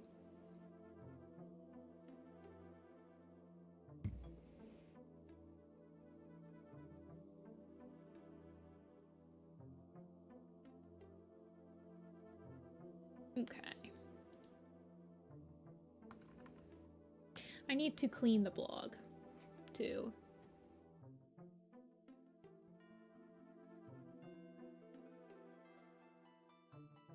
I love Tiger Star. I love him so much. He has seriously grown on me since Omen of the Stars. I did just finish rereading Omen of the Stars, and he is pretty annoying in Omen of the Stars. I will be completely 100% honest with you. But I really like him in Tiger Heart Shadow, Broken Code, and A Starless Clan. He's not, like, really bad, but he's pretty weird. I never really thought he was awkward. Like, I never hated him, but he's really, like, grown into his own as a leader.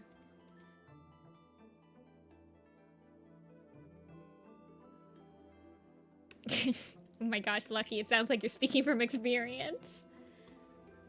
He wasn't leader? I think he's a really good leader. Like, a really good leader. He is the most interesting leader we've had in the last 2 arcs.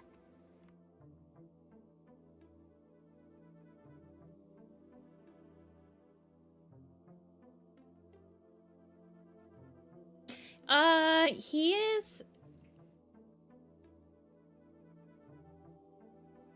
Him and Dovewing and Omen of the Stars is genuinely kind of, like, annoying. But there's not that much of it after Fading Echoes, I think. It's in it mostly Fading Echoes and Night Whispers, I think.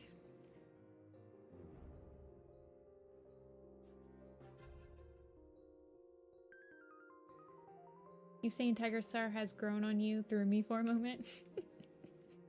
Yeah, Tiger Claw, Tiger Star.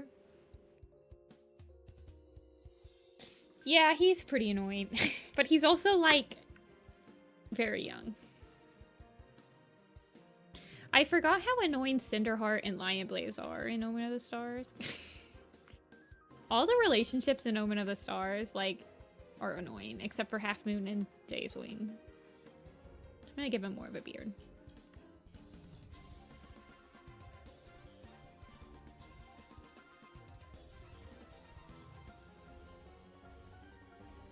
Briar and Jay is good. I don't consider that a relationship, though. I'm talking, like, romantic relationships. Briar and Jay are really good, though. I really do like Briar. Briar and Jay's relationship is... Any Jayfeather relationship where the cat is putting up with him and, like, genuinely trying to make him less prickly are some of the best relationships. Like Fuzzball, Jayfeather, Briarlight, Jayfeather.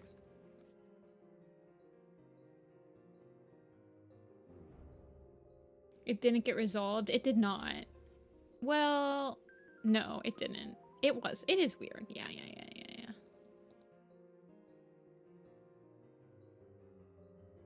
To be fair, I speed read Omen of the Stars, so when the Dovewing Ivy Pool scenes came, I was like, skip.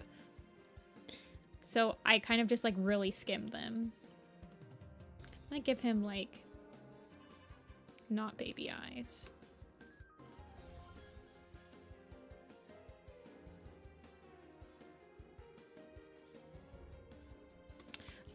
The brush that I'm using right now, if you go to my Werecat design blog, which is linked in the description, and you type in brush. Okay, you can't type in brush. Brushes? Yes. I have a nifty brush pack. The one I'm using right now is the soft nib brush tool from that.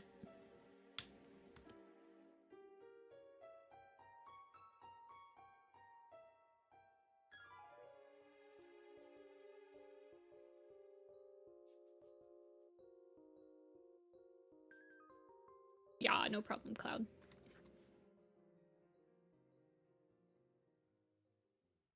Yeah, the Tiger Heart stuff doesn't really get resolved. It doesn't get resolved in... Do they talk about it in Dovewing Silence? Or is Dovewing Silence just her trying to, like, be with Bumblestripe?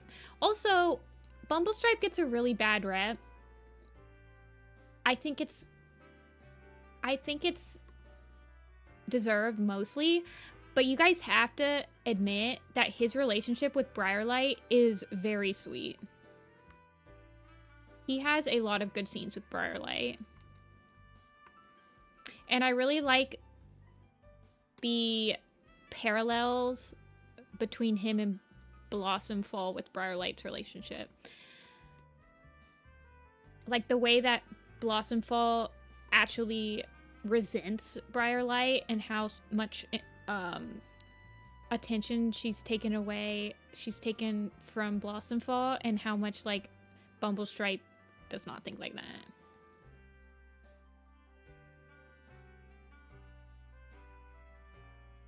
And I feel like everyone kind of, I mean, I'm also part of everyone in this, but I forget how good of a brother he is, because his reputation in the fandom is just like, he's an absolutely horrible boyfriend.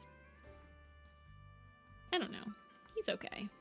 But he also, in Broken Code, he's not fun either, so.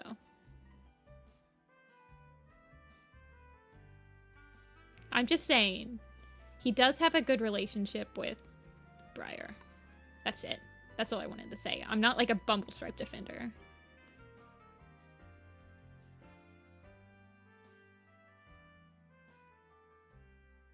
I was surprised that I was enjoying that part of Bumblestripe. I also really like his name.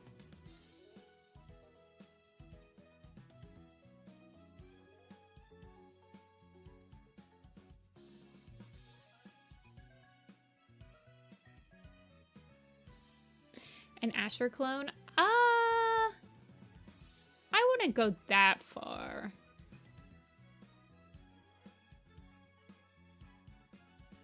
It's kind of just pathetic. I think he honestly does deserve someone. If only to pass on his bloodline.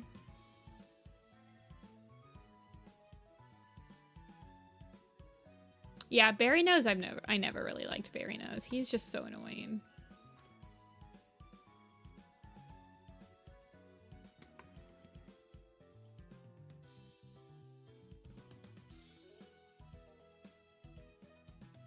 He does not get a mate. No, he's a forever loner. I mean, he does become mates with Dovewing for like a year, I think.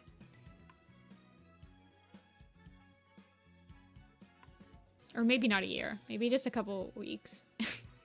I can't remember, honestly. But he does... Dovewing does pick Bumblestripe at the end of Omen of the Stars, but by the time I think A Vision of Shadows starts, they're not together anymore. Also, I need to remember to draw his, Let's see, this is Broken Code, so he probably gets a scar in Broken Code. Where do you guys think he should have a scar? Yeah, I think they do break up in Bramblestar Storm, now that I think about it.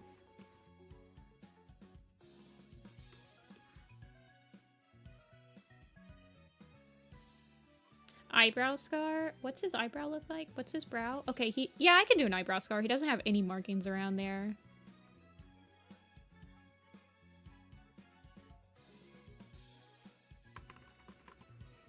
He probably won't have one.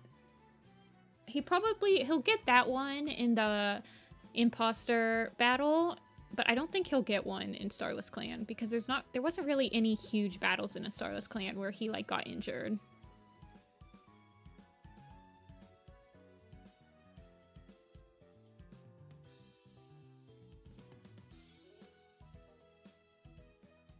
He cracked his skull. I would have had to put that in the A Vision of Shadows poster. I don't know. I don't care, honestly. But yeah, I'll probably put one. So he has one on this side, so maybe I'll just like put one right here.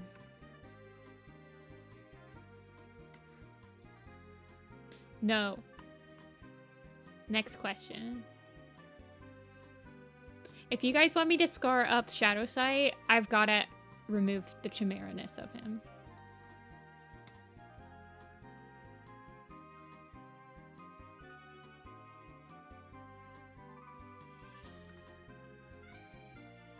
You guys can pick one. Here, I'll make a pool.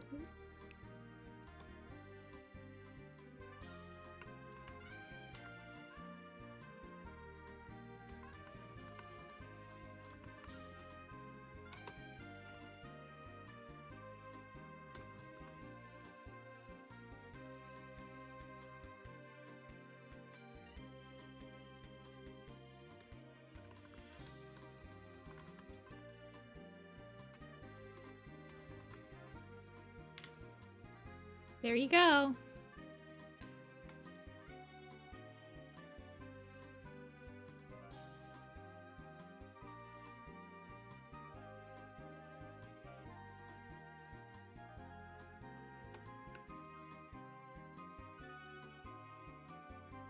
I'm legitimately curious what you guys would prefer. I'm actually kind of curious.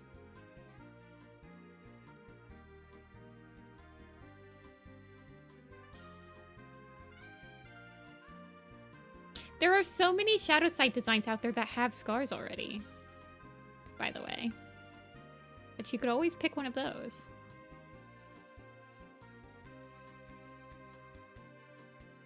Oh my gosh, this is a 50-50 pull. This is actually insane.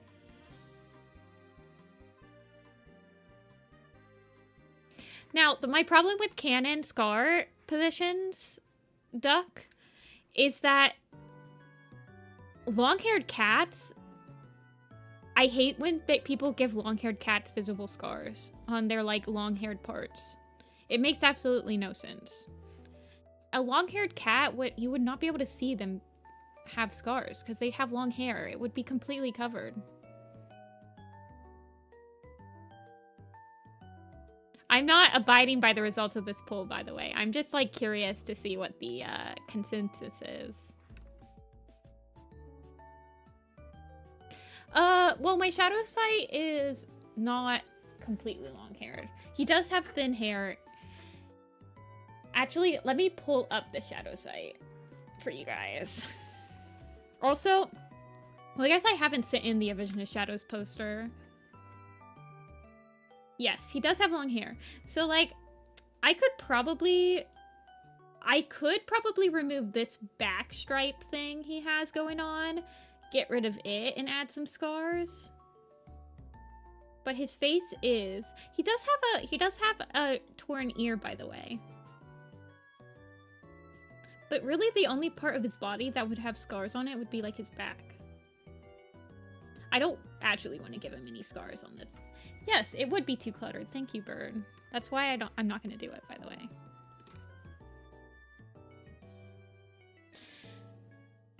Everyone, but Shadow Sight is definitely the ask I get the most. Like, I feel like I get at least 1 or 2 a month of people being like, your Shadow Sight needs scars.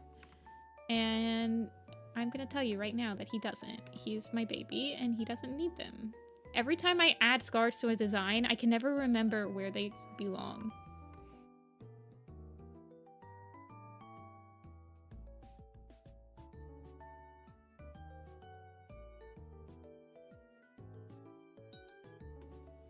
I mean, I'm not gonna say that I haven't, like, Broken Star, I give scars, but he has very wide scars.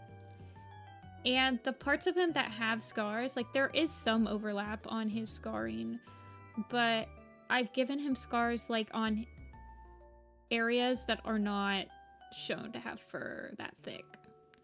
Or, there's another one. Hussar, maybe?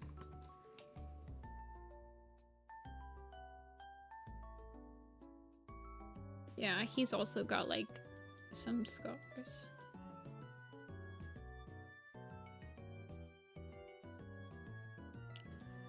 Wasp Whisker. See, the thing that pisses me off about Shadow Sight is that when I was reading the Broken Code, blind, by the way, because I had never read Broken Code, so I designed Shadow Sight. I designed Shadow Sight at the end of Silent Thaw. He gets his name in Silent Thaw. And then I'm about to start Or, I don't remember. I'm about to start reading, and somebody sends me an ask immediately on Tumblr. And they say, Shadow Sight got completely mauled in Vila Shadows, or in like something that I hadn't read yet. So you need to add more scars on him. And that immediately turned me off. Because first of all, they spoiled me, which pissed me off. And then they were like, I'm not okay with your design. It's not good enough for me. And I'm like, design him yourself.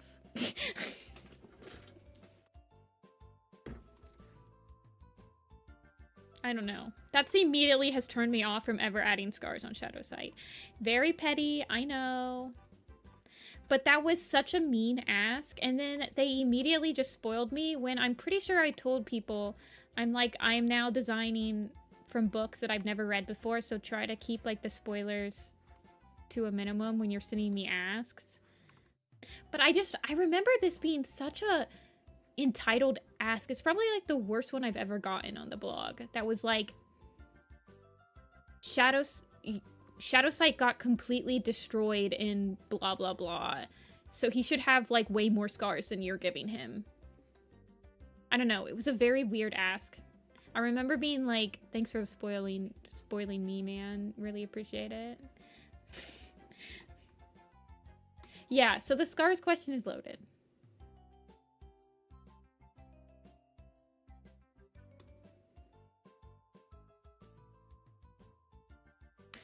I don't know, you guys. So that's why the scars, like when people tell me to add scars to my Shadow Sight design, I just immediately think back to that ask, and I'm just like, ugh. Are you the one that sent it to me? Also, I'll in the pool. 45% of people believe in me.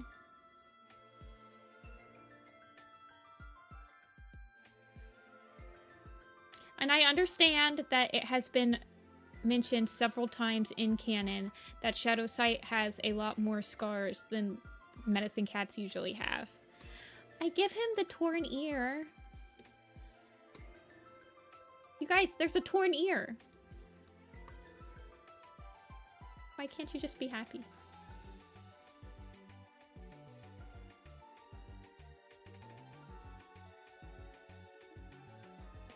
He needs a more wide. He has a very wide muzzle. Him and Birchfeather. Birchfeather is actually looks a lot more like Tiger Star than any of the other kits.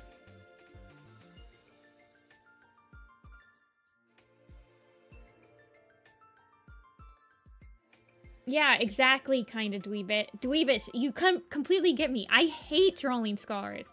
They're never easy to remember. They're always, like, you can't make them uniform. Otherwise, they don't really look like scars. I don't know. I just hate drawing scars.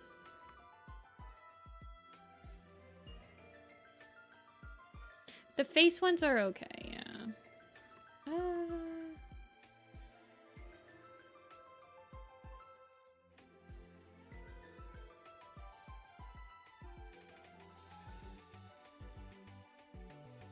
Yeah, you're right. So this is actually, I'm gonna go off script really quick. I'll tell you guys, if I was gonna change Shadow Sight, this is what I would do, by the way.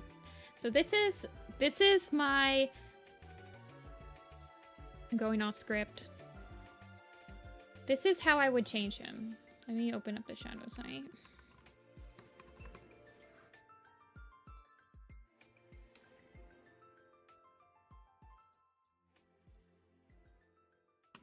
I don't like drawing scars. The thing about scars is that they don't wrap around the bodies in a uniform way either. So it's very hard to draw them consistently from many angles unless...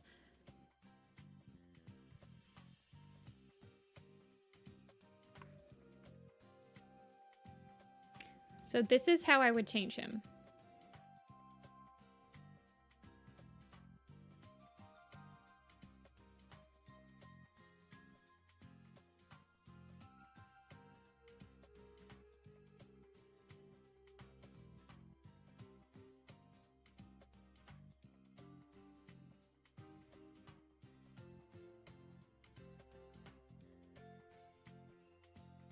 ignore this. I'm just going very quickly. Hey, Mary.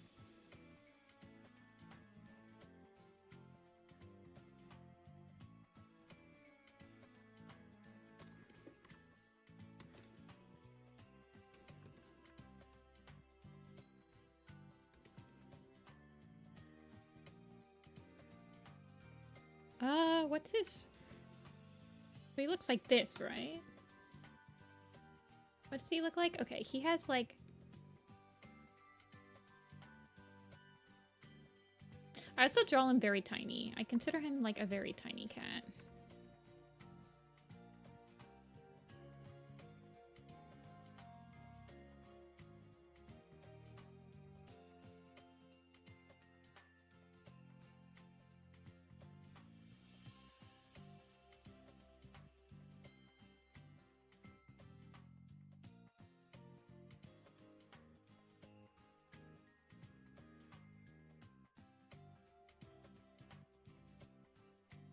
He's like...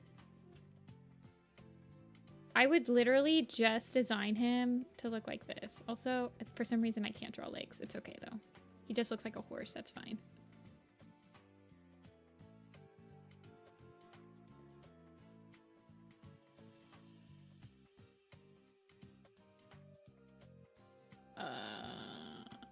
Like he just baby in my brain. Okay, this is how I would change him. First off, I would color this.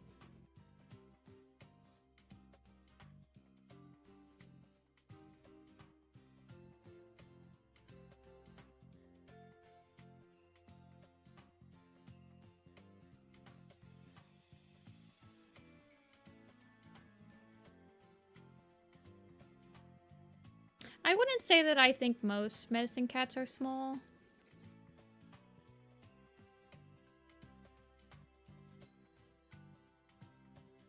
I draw Mothwing pretty tall, pretty big. I draw... a lot of, like, the present-day medicine cats are kind of small.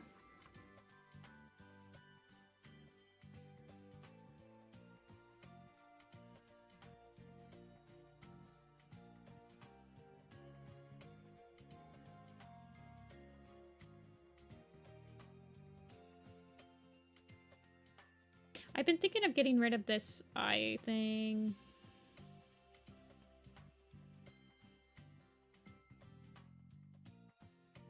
This is the same color as the other side.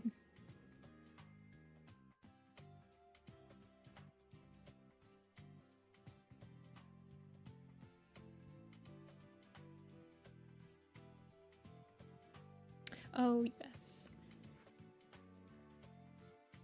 So I would probably keep his tail. I might simplify up the stripes a little bit.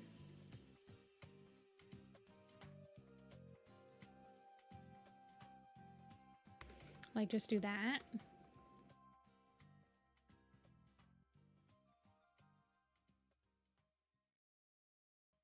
Make it eye.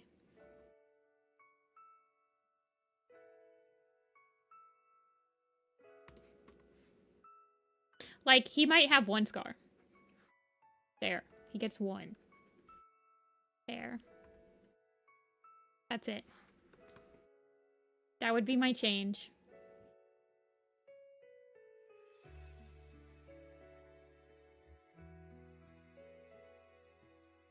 Oh my gosh, he's so scarred.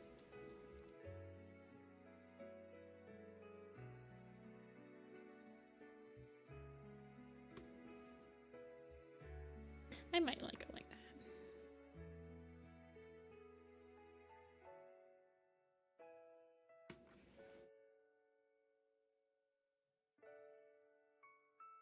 Also, Freckle Wish I've been designing to be taller and taller, but I kind of forgot that SkyClan was at the lake.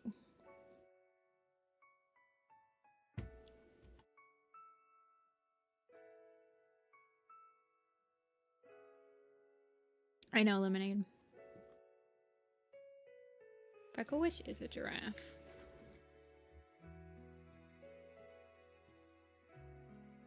He needs a bigger nose.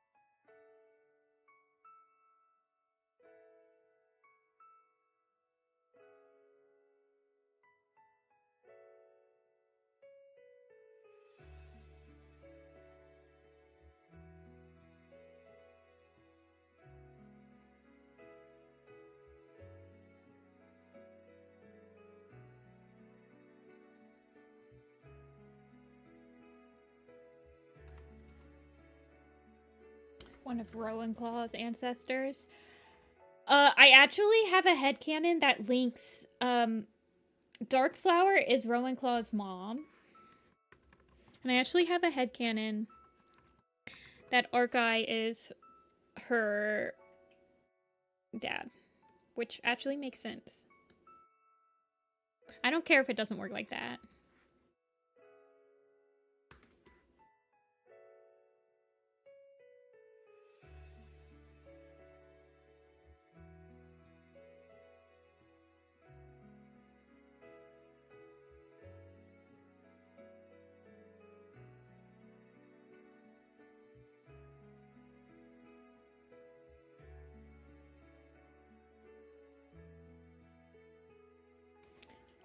I'm allowed to have fun in my sandbox.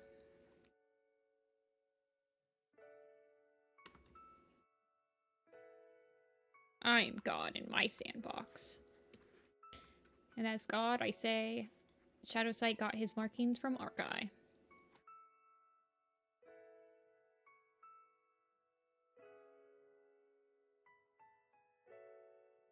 Gotta figure out the perspective. Oh gosh.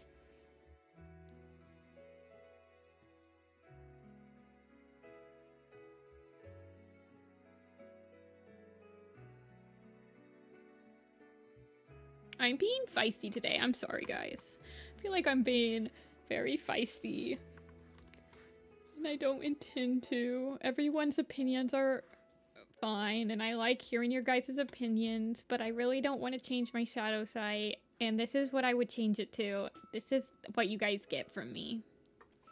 You might get 2. Maybe 2. Maybe do 1 right underneath his elbow.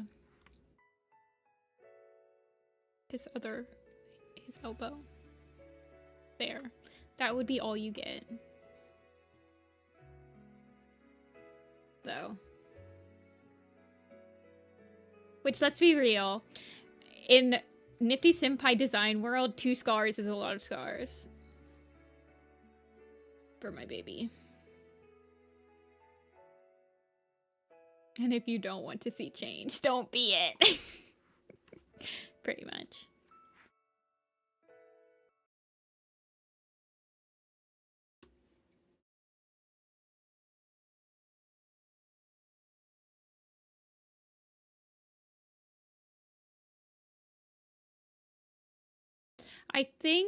I mean, I definitely have designs that are pretty scarred, but they're not characters that I ever plan on using again.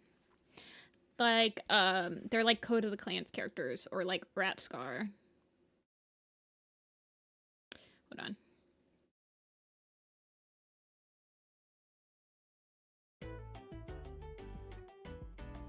Slash? Do I give Slash a lot? Oh my god, you're right. I give him so many. What the heck?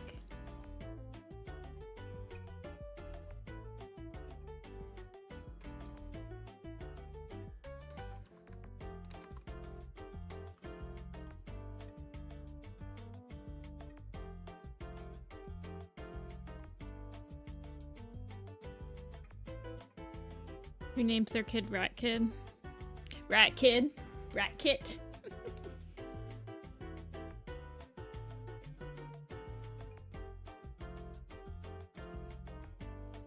I think...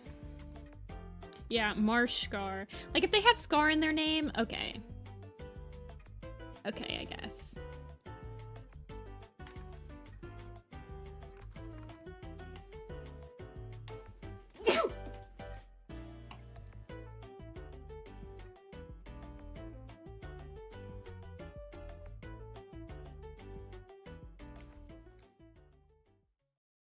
You guys are right.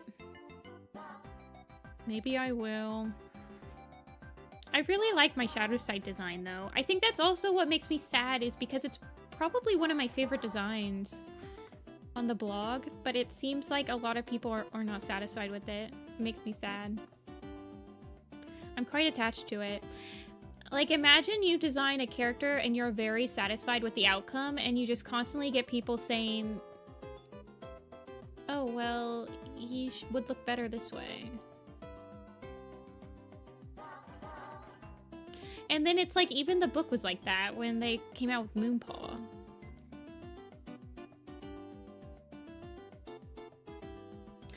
I don't know if it makes me unhappy, though. I'm like delving deep for this, because it does make me happy to adhere to the canon most of the time. And I think why it bothers me that much, because he does have scars in canon. He's constantly referenced to have them. This is why I hate designing characters before... Yes.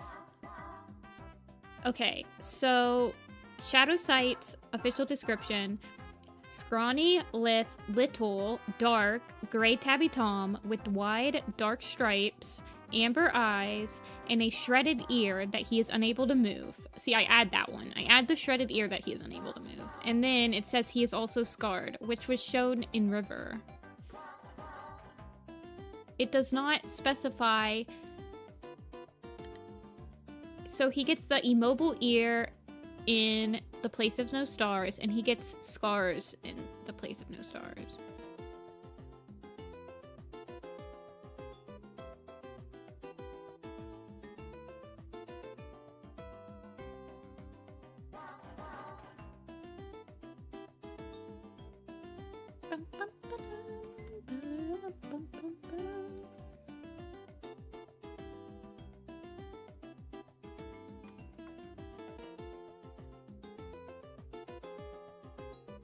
But Frostpaw makes a comment that it's hard to believe that Shadow Sight is like a menacing cat because he is scarred like a warrior. So you guys are right.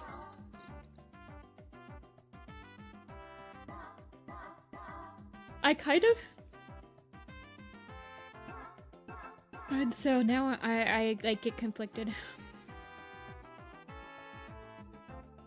I'm like stress sign right now.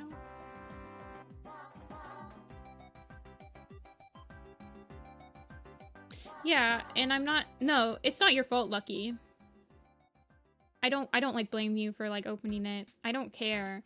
It's definitely something that I've been struggling with. Like, it's definitely a design that I'm still in the 5 stages of grief over.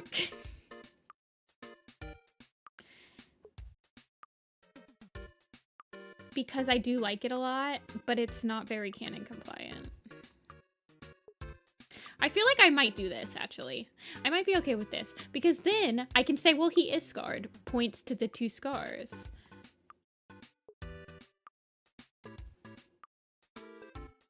Also, I don't really like this back tabby stripe design anyway. It's very hard to replicate. I've been thinking of removing it anyway.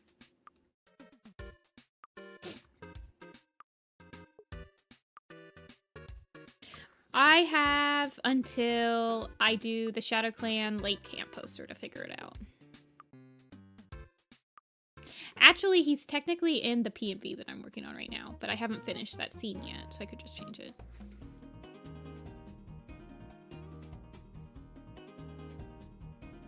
It is just silly cats. Thank you, Amber.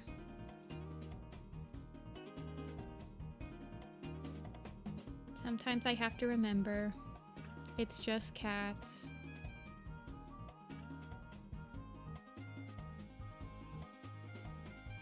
Well, yeah, I don't want to remove anything from his face. The only thing that I want to remove from his face is this top white right here.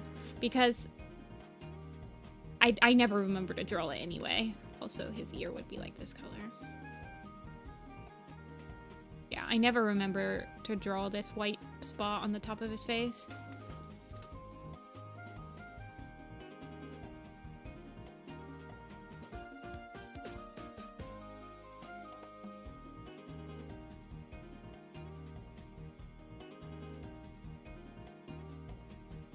Mostly painless. Let's go.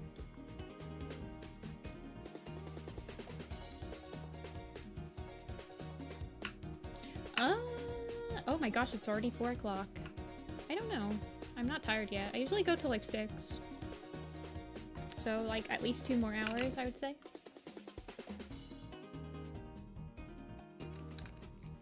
Yeah, Tiger Star is a handsome boy. I feel like he thinks he can get away with everybody with a lot more things because he's handsome. Decent background perspective. This is why I like drawing the forest, because perspective doesn't matter as much. Me, when I have to draw like interior backgrounds. Ugh! Yeah, I'll post Thornclaw after this. Hold on. Oh, he needs whiskers.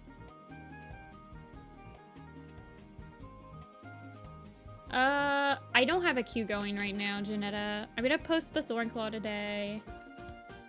But no, nothing was posted yesterday. It's because I forget. I have so many designs that I need to add to the queue. Actually, I don't have any new characters I've designed. They're all like updated characters. Nah, you're fine, Janetta. You're right. I have not. I need to do branch leap.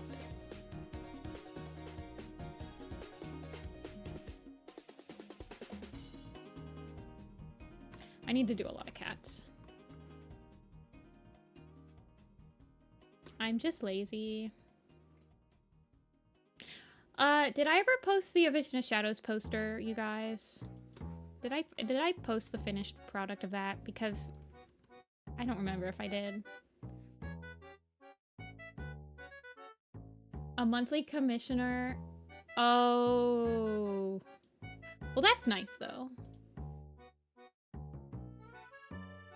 I think I did? Okay. I remember it took me like a million years to post the Dawn of the Clans poster. I actually need to post the Omen of the Stars poster on Twitter. I'm only on... I think I just publicized the Power of 3 poster on Twitter, and that's it. I still have to post the Omen of the Stars one, the Dawn of the Clans one, and the A Vision of Shadows one. See ya, Luna.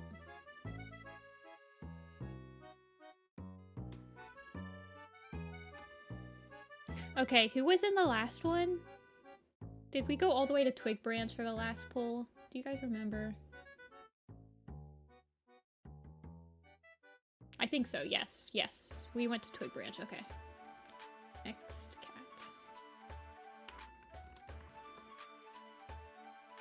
Violet. Willow.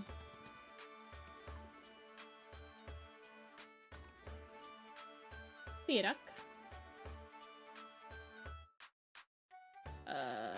Older. Ash.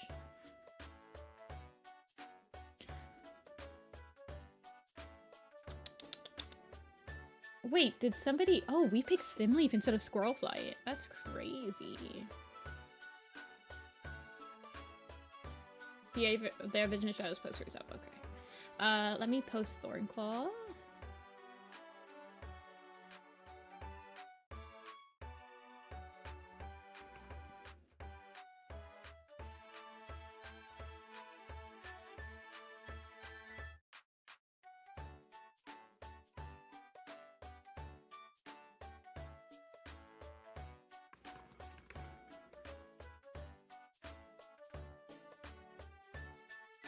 Oh my gosh, Thornclaw has so many pictures.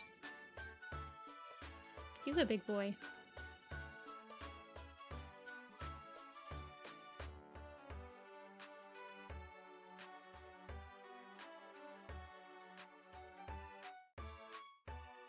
I'm gonna make his big picture. I'm gonna remove that Thornclaw because he is on the archive. That picture is on the archive blog now. Thornclaw. He needs the Starless Clan tag, and he needs the Changing Skies tag.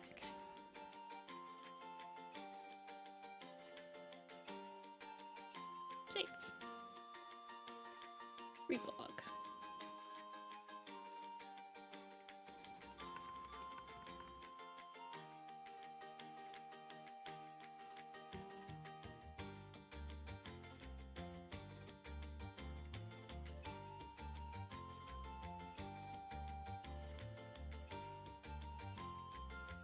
Wow, you were gonna do Violet Shine again?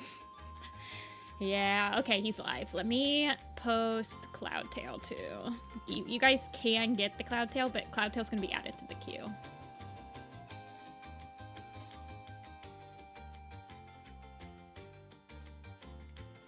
And we're gonna go with the Cloudtail that doesn't have the giant beard.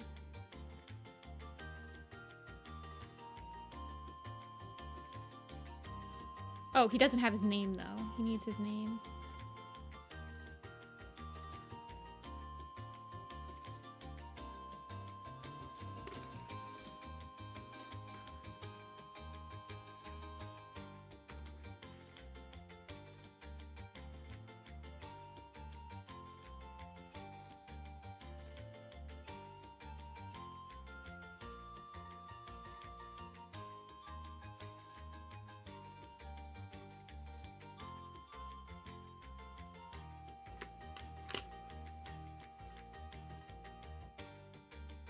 Cloudtail's old. And cranky. Now.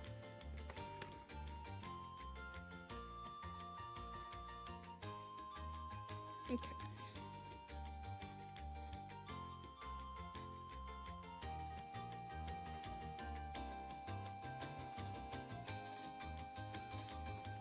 He has so many pictures. Cloudtail has like 1,000,000 pictures. I'm gonna have stars, a Starless Clan, Vision Shadows, the Broken Code, and Changing Skies. Okay.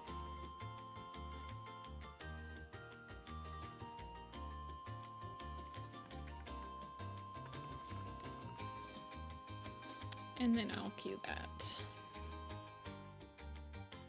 for tomorrow.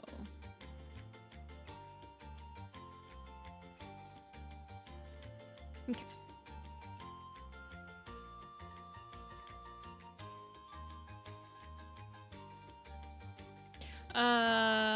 Alder just needs, well, I have to redraw all of his designs now, but we did settle on something. Where did he go?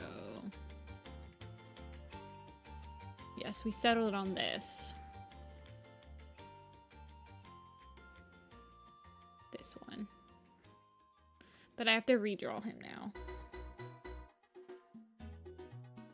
Because he has like a bunch of pictures.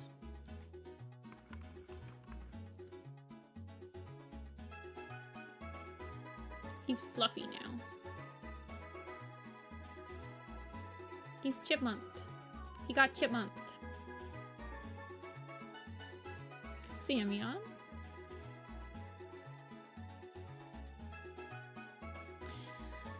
Alderheart. Needle Kit. Alder Kit, Needle Kit. Wait, no. It could be the Chipmunk song. What's the Chipmunk Christmas song? This Christmas won't be late. I just want a hula hoop. The hula hoop song. Next year, Christmas map idea.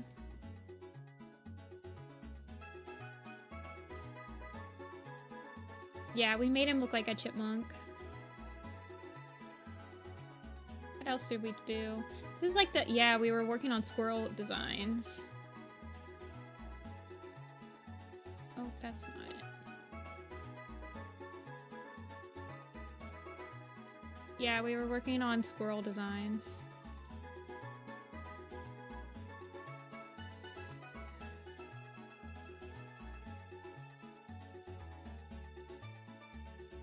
Yeah, and then we decided on the one.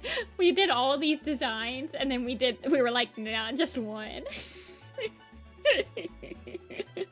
That was a stream. That was for sure a stream. I think we were like 1 or 3.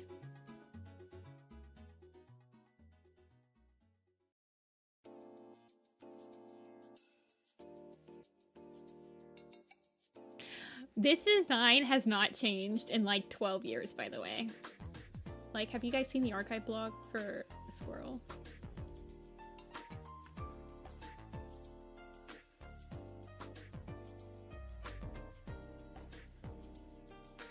This picture right here is from like 2012. So she's 13 years old. BT dubs. This design is 13 years old.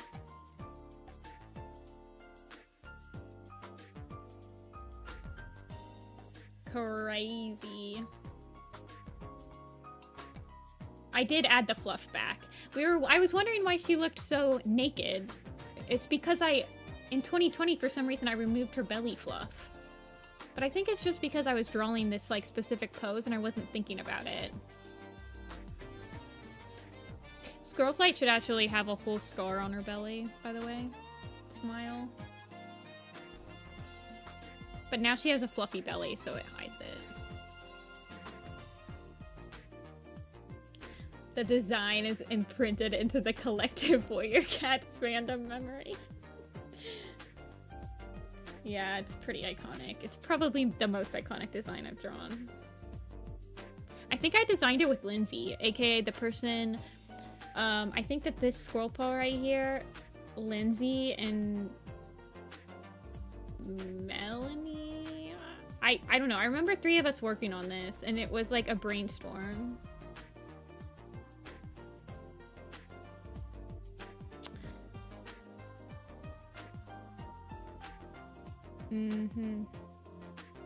Lindsay did Mr. Brightside, by the way. That's who Lindsay is. Okay, Ashfur time. How should we draw Ashfur? What kind of expression should this man have? We haven't drawn him since Omen of the Stars.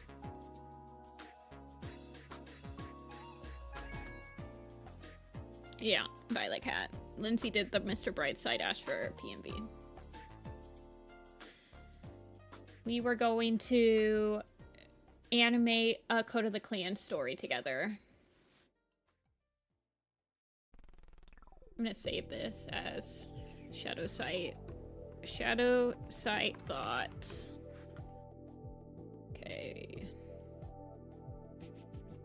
Yeah, Lindsay's art's changed dramatically. All of our art has, really. Okay, where is Power of 3? What's he look like in Power of 3? I think he's pretty crazy in Power of 3. He's just Anki.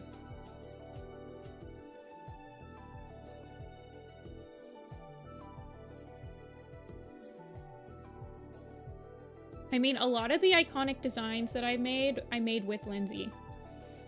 Like my Tiger Star, I think my Bramble Claw. I think Jay Feather was made with her. We had a brainstorm session.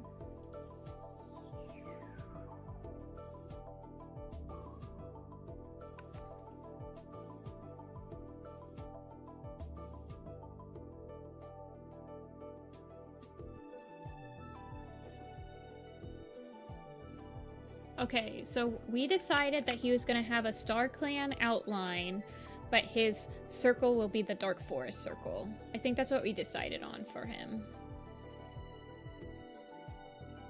With lidded eyes. Okay, so this is what he looks like when he's the imposter.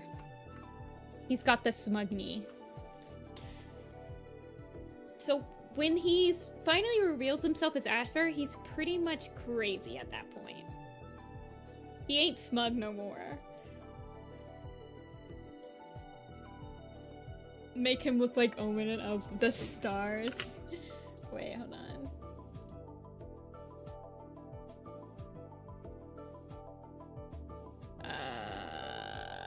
Go away.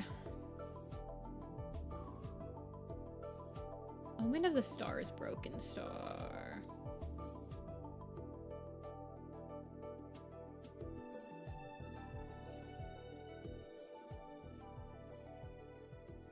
Wow. Now you're 23. Yeah, I've been animating Warrior Cat since I was 14, and now I'm almost 30. I remember when I was drawing Warrior Cats in high school, and I was like doing the episode, the 4th Apprentice episode, the first time I did the episode.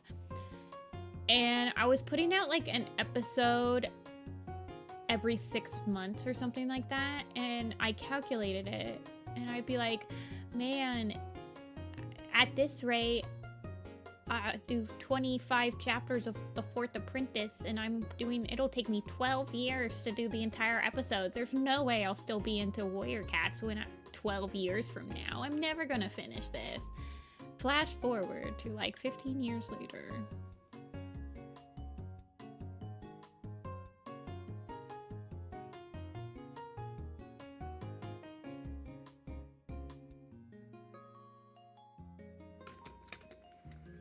I wish that when I turned 30, I got time travel powers and I could go back and be like, actually, you're still going to be into this, so you feel free to do, like, the episodes. I know, right, Amber? I'm basically, anytime, this is a very specific reference, but there's this Weird Al Yankovic song called eBay. I bought it on eBay. It's to, I think, the Backstreet Boys. I Want It That Way. And in it, there's like, he talks about this guy that collects like Smurf memorabilia on eBay. And it's like a Smurf TV tray or something. And then I think about my mom used to work with a guy that was like a Smurf memorabilia collector. And he was like in his 50s or whatever. And now I just think of Warrior Cats as like my Smurf. I grew up with it and I'm a collector of it.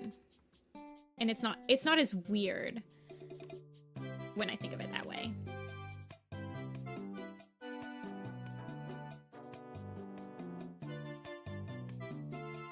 I remember that song coming out. I bought on eBay. I think I did a Gravity Falls like animatic to that.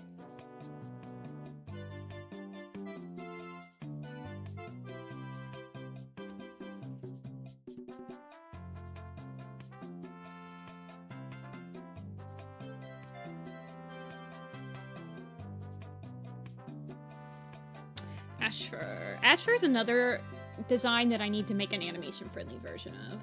Really bad.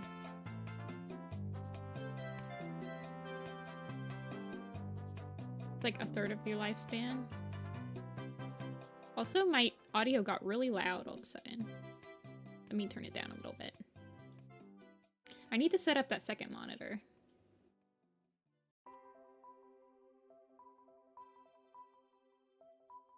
So I've been reading Warrior Cats for over half my life because I started reading when I was like 12 or 13 and I'm almost 30.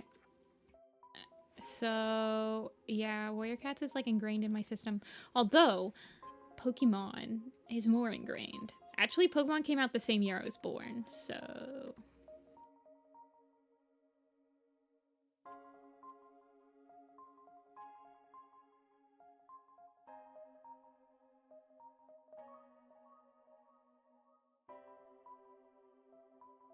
What's my favorite Pokemon? I'll draw it really quick, and then you guys can guess as soon... I'll draw my favorite Pokemon. And let me know when you guys guess it.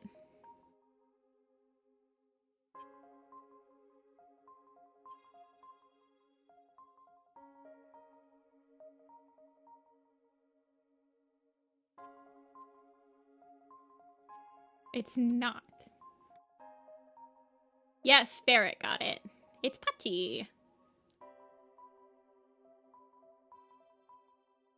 I didn't draw the tail, because the tail would have given it away.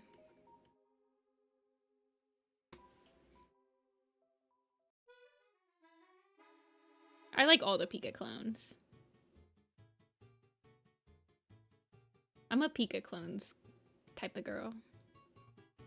Every time that the new gen comes out and everyone's like, ew, another Pika clone, I'm like, yes, another Pika clone.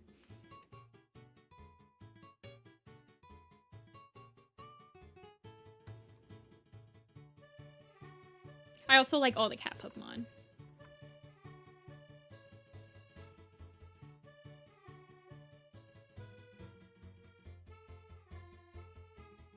But that's like a given. Yeah, Lindsay made Viva La Vida. Lindsay made Mr. Brightside. Set Fire to the Third Bar. Moth Swing. I think they were gonna do a Take a Walk Crowfeather, but they never finished it. The thing that always was crazy. Also, I think Lindsay did a Rise of Scourge remake. I think that was the book that they had that they were remaking, because that in like 2009 to 2011, I'd say everyone had a book that they were animating. But the thing about Lindsay that always baffled me, and even to this day it baffles me, is that Lindsay would not storyboard a single one of her animations. She would just do them like, she basically, it's like how you animate, what is it called? Animating straight ahead or whatever. But she would do an entire PMV like that, or an animated video like that, and that always baffled me. Straight ahead, yes. And on Skype, because we used Skype back then, Skype had like status messages. Discord has these now where you can have your status message of like what you're thinking or whatever. And whenever Lindsay was doing an animation, like a video, she would put in her profile of her Skype like how far she had finished the video. Like she'd be like, I'm 1 minute and 30 seconds done with it. And so you'd like watch her Skype messages like slowly go as she was finishing it. She would be like, I'm 40% done with it, because she did it straight ahead, so she could tell you that. It was crazy. I helped her shade a couple of things. I remember helping her shade Mr. Brightside a little bit. Yeah. I was always like, because even back then I would do storyboarding or like scripting for videos. Like I would sketch out the whole thing.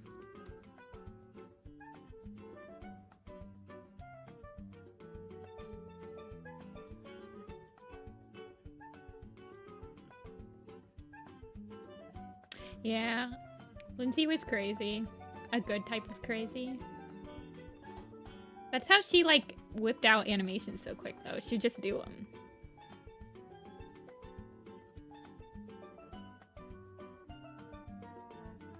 You wouldn't think about it too hard. You just do what felt right.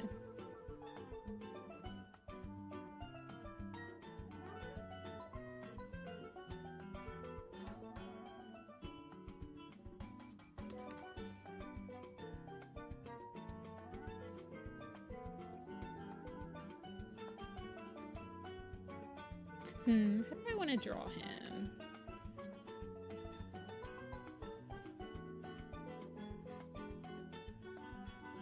I want cats.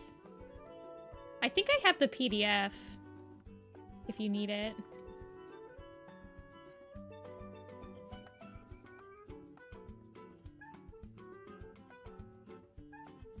I can watch my old videos. I cannot watch them with sound on.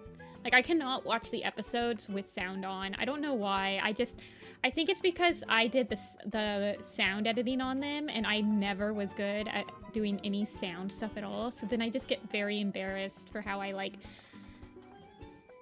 how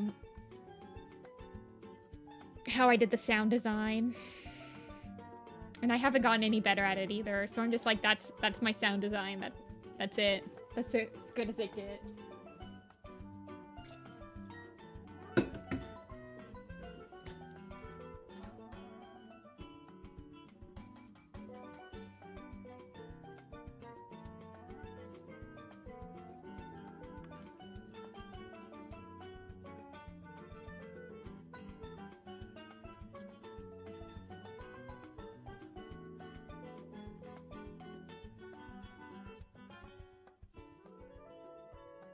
Dude, people that can do sound design, legitimate wizard. Anybody that can do anything with sound, actual wizardry. For me.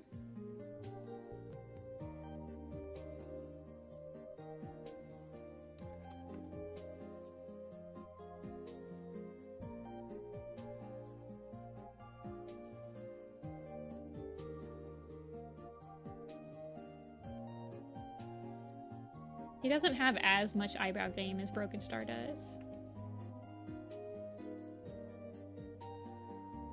We had a sound class. Yeah, I should have taken. I wish I had taken at least one sound class. I just can't.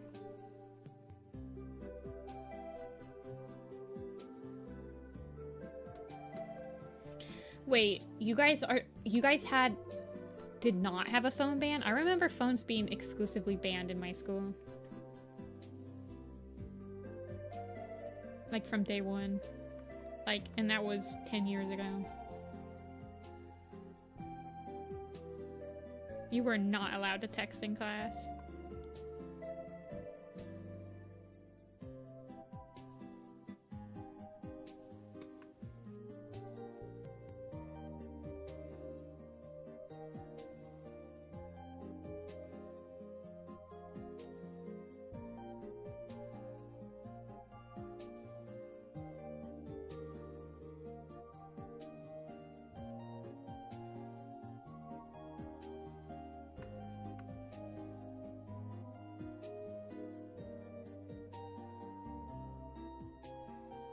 If you get caught?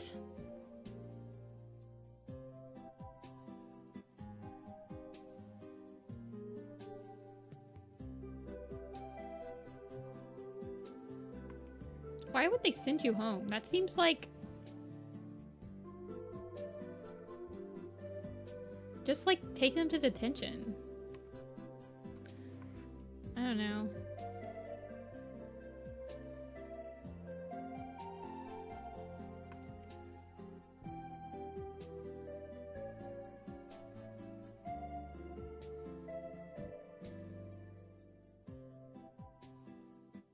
Yeah, I feel like, and it's crazy because I've been out of, so I was thinking about it today. I've been out of high school for 12 years now. Since it's 2025. But I still think that high school is exactly the same as it was when I left, even though it's been like a decade at this point. Getting old is weird.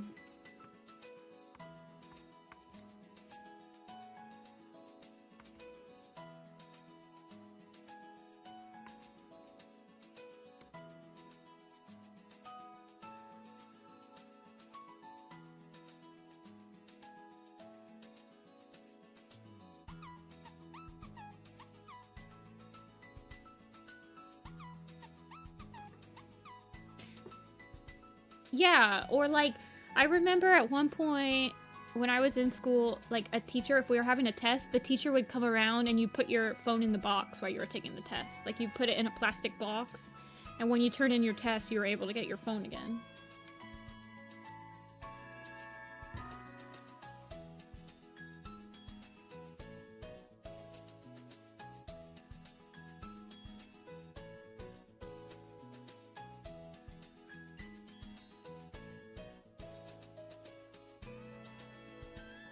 I think I'm gonna give him the Dark Forest-like eyes. But he'll have Star Clan everything else.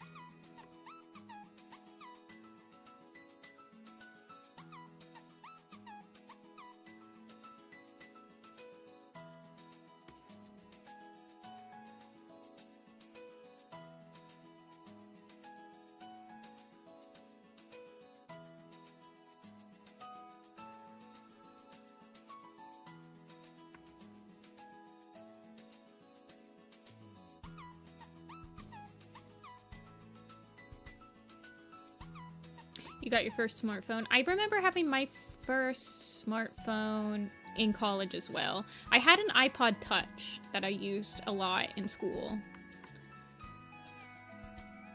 to like watch YouTube videos in the library and stuff.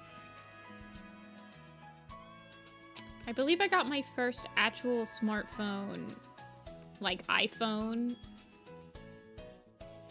in college as well.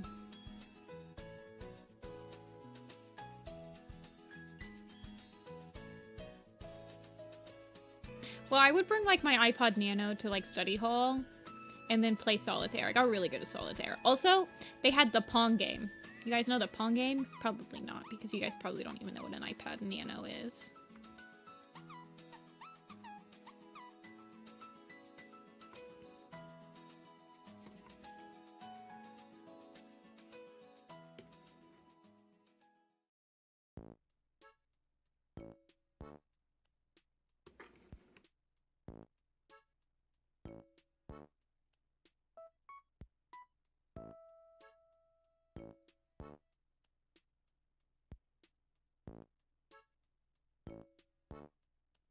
Yeah.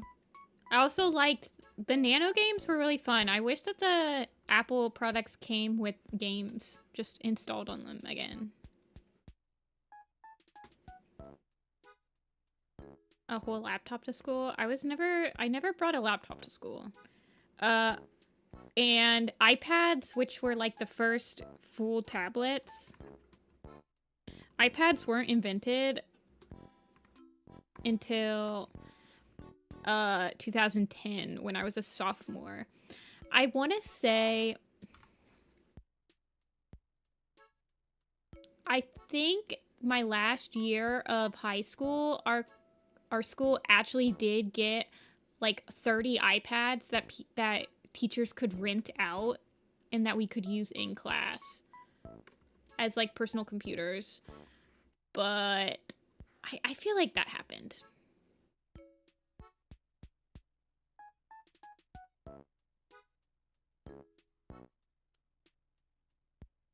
Yeah, the first time I brought a whole laptop to school was in college.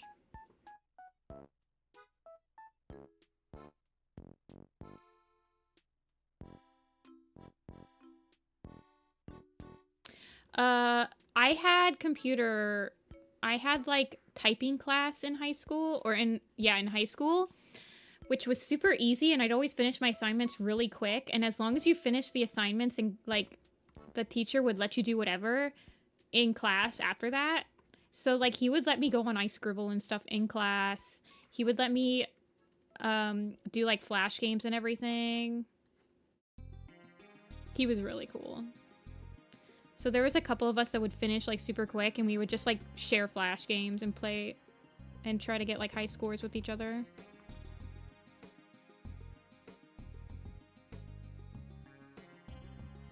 Yeah, new and expensive. I mean, I also lived in like the boonies. Like I literally lived in the boonies. So our school was not exactly like the most technologically advanced ever. But I believe the last year of my high school, we got like 30 iPads that teachers could rent out. iMacs in 5th grade. We always just used Windows computers at my school.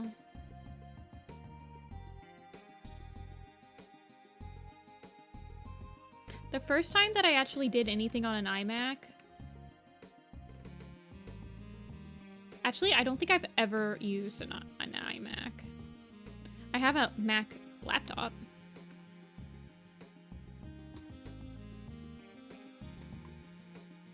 Oh, I think that my graphic design class in college had Macs that we used. Now that I think about it.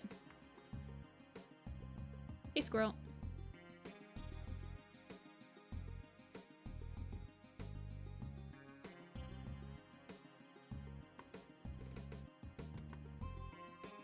Did y'all have the huge smartboards at your school? The ones that replaced the chalkboard / whiteboard? Yes, we did. That was another thing that I remember at first.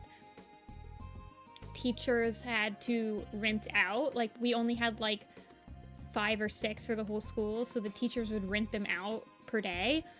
But I think by the time I was a senior, some teachers had electronic like whiteboard for their whole class. Like my AP calculus teacher, we always had one of those.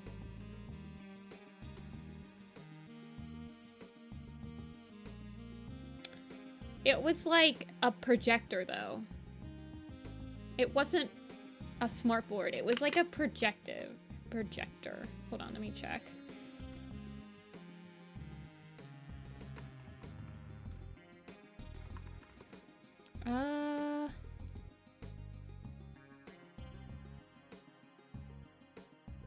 It was like...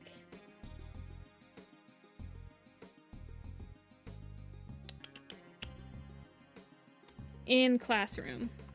Let's see. It was something like interactive whiteboards. Yeah. Yes. It was like this.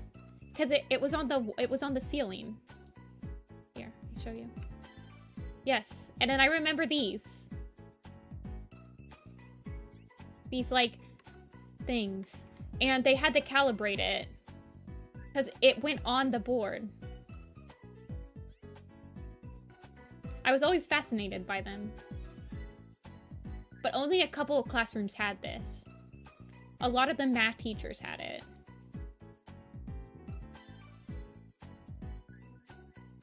Blast from the past. Yeah, they were not that useful. They had to like calibrate them all the time.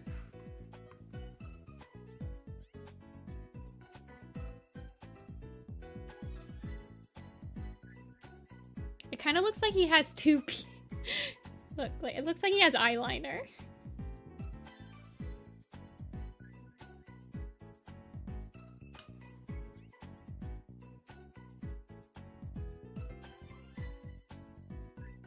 Wait, someone has a question? I didn't see one.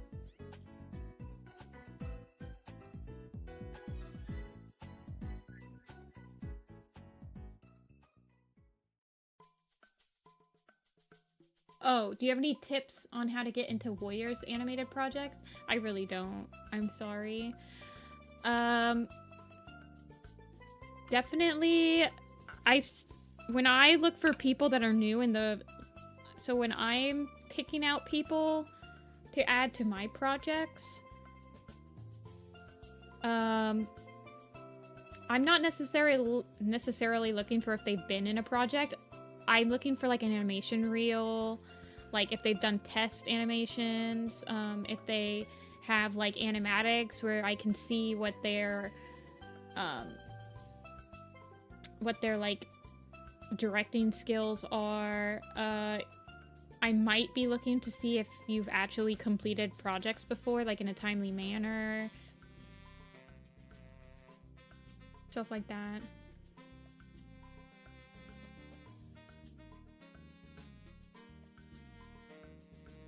But I don't really have any tips for like getting in.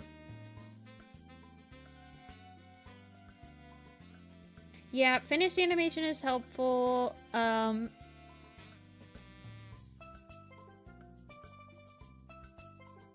If you've been in any type of project before, like a completed project, that shows me that if I added you to a project, you would probably finish.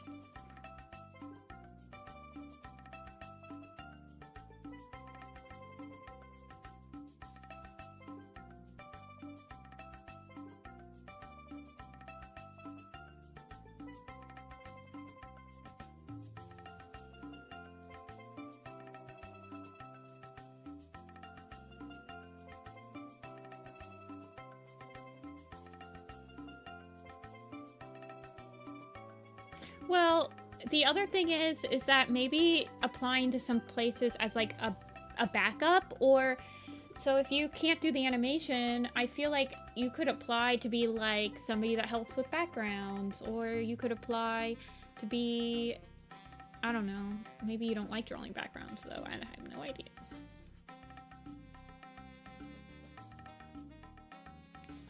Sometimes applying with two people, like if you and your friend applied together, that can be something.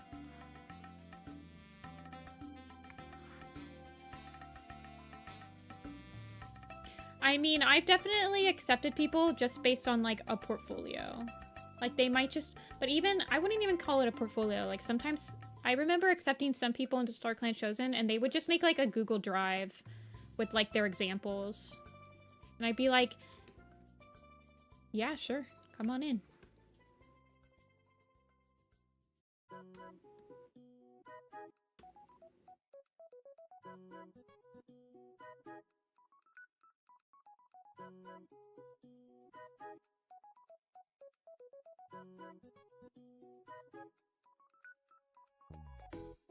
But if you're applying for a map and you don't have any animation examples, I am not letting you in. So you should definitely have examples.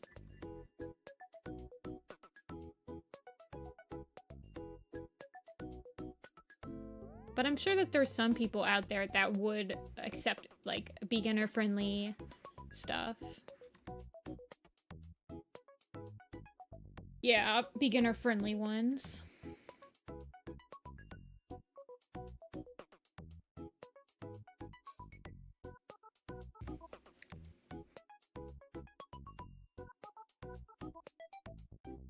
Yeah, even just joining as a backup for some projects. Typically, I haven't been in very many channels, like map discords, that don't have a channel that people can use to advertise open projects for. So even if you don't get in, or if there's a discord for a map that's a public discord, you might be able to find more projects that are being advertised in there and kind of just go down a rabbit hole. I do wish that there was an easier... I do wish that there was a publicly available place for people to post new projects and, like, updates. I wonder if I should do something with that. Actually, that sounds like a fascinating, like, thing to manage. Now that I think about it.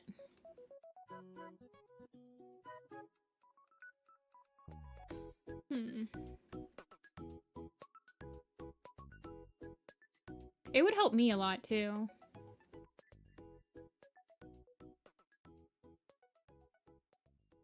I'm, like, talking, like, publicly available. Like, I don't know.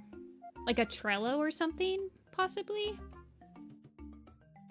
I could see Trello maybe working for that. Something that can aggregate all the information. I mean, I could make a Google Sheets, but that would be... I couldn't just make everybody edit it. Hold on one second. I need to charge my... I need to plug in my headphones. 1 second.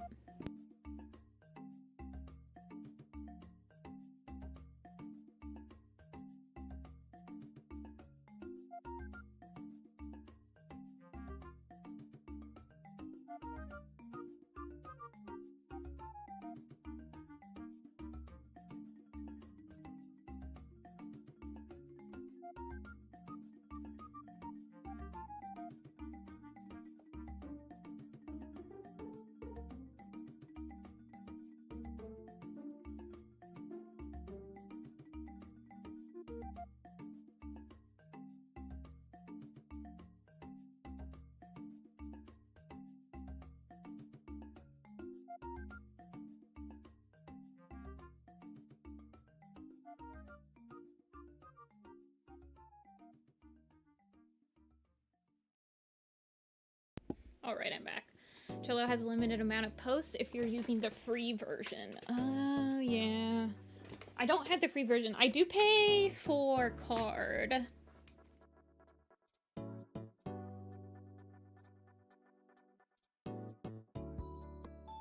Yeah. I agree with you, Lemonade and Amber. Like, the first couple of animations I did were, like, run cycles, walk cycles, just some blinks, lip syncing. Like, those are all examples that I'm looking at. I think that doing fake map parts is really helpful. But not everybody wants you to do fake map parts of, like, you'd have to get permission from the host, and the probably the person that has the part, I would say.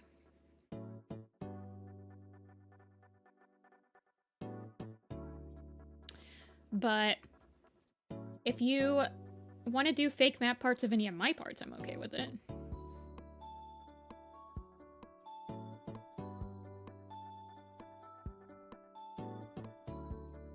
And I'm okay with anyone doing fake map parts of my projects. Oh, I can, Amber. Let me make you a mod. There you go. Now you can post links.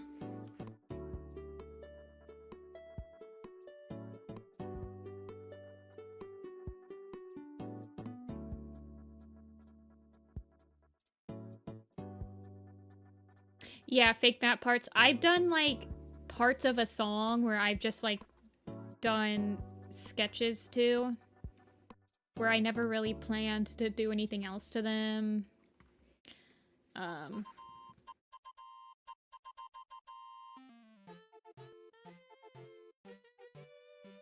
If I ever make a Discord, we could have fun monthly animation challenges / video challenges. That could be fun. Even like every 3 months having a challenge every season. Leaf fall challenge.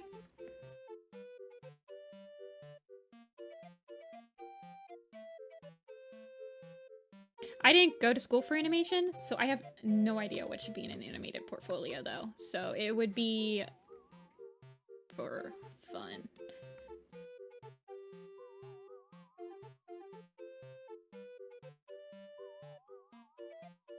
One of your first animations. I gotta see this. Dude, I think I've seen this before. Ugh. I love your style. Your old style is so nostalgic, Amber.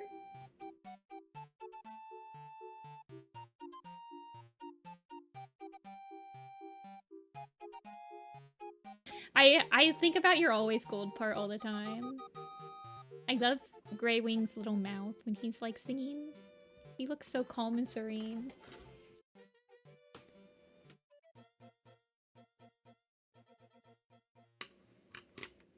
Use an audio and get a copyright strike? I've never personally used audio that didn't... I mean, yeah, you can't make money off the video, but...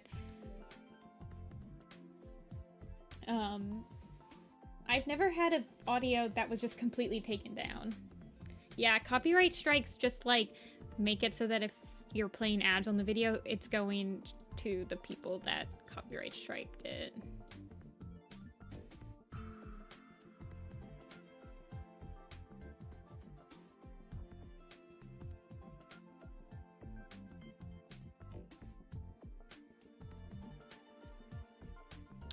Behind blue eyes. I have to tell you, I don't know many Night Riser parts by heart. Like, I can't think of them. I can remember Night Riser's Five Giants part, and I can remember their, I think, Marshall Deer part, and that's pretty much the only two that I can, like, remember. Oh, yeah. Okay, Sam's I remember. Sam's a really good animator. She works on, Lackadaisy now.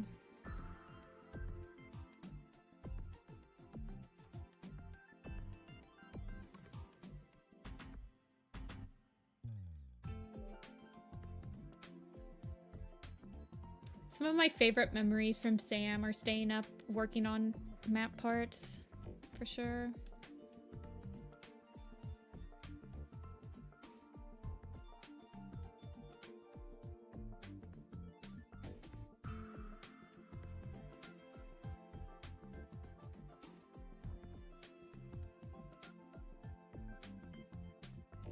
There's some... Walk cycles are good. Run cycles for cats.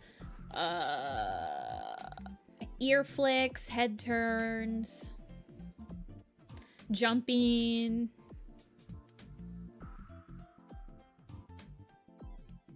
Doing like a stretch.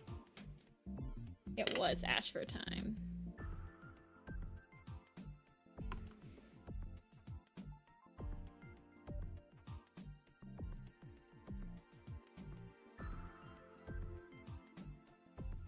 Wait, stuff is disappearing?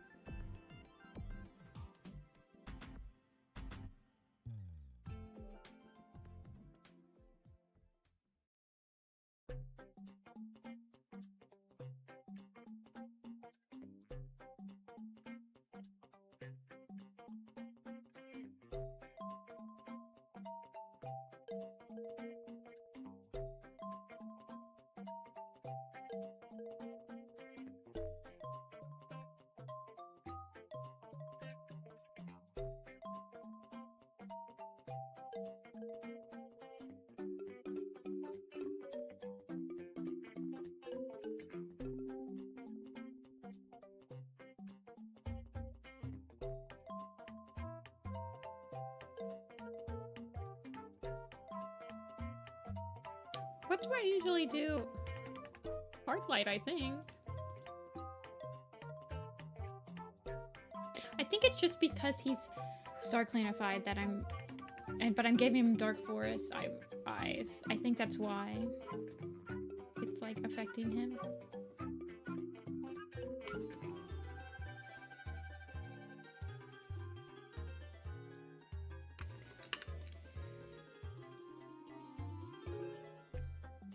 He's just being weird. He's just a weirdo.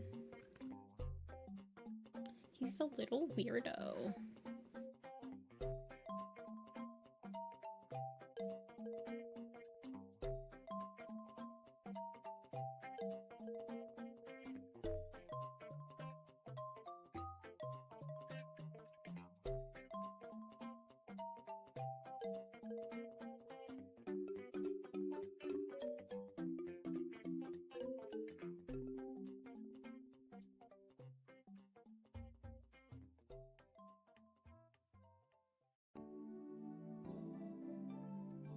I think the Broken Code was a very good arc, yes. Squirrel, I'm interested to know why you hate Broken Code, though. I've heard that a couple of times, and I don't think I've ever had anyone actually explain to me why they did not like Broken Code. So I'm asking that as a genuine question. I'm not like, why don't you like it?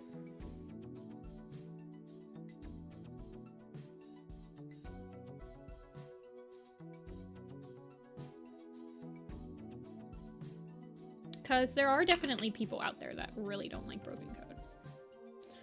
And I'm interested to hear their reasoning. I know why people don't like Dawn of the Clans. And then I can make arguments that all the reasons that people hate Dawn of the Clans are present in every single other arc. You weren't a fan of Broken Code either, but you hardly finished it. Okay. I thought it was a pretty good arc, but I also liked all of the protagonists.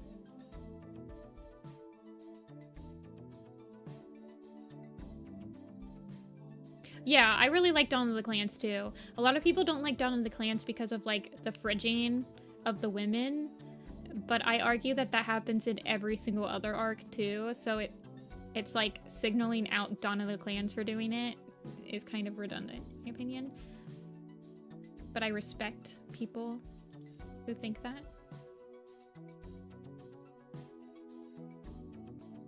I like Clear Sky, though. Also, everybody that hates Dawn of the Clans hates Clear Sky as well, so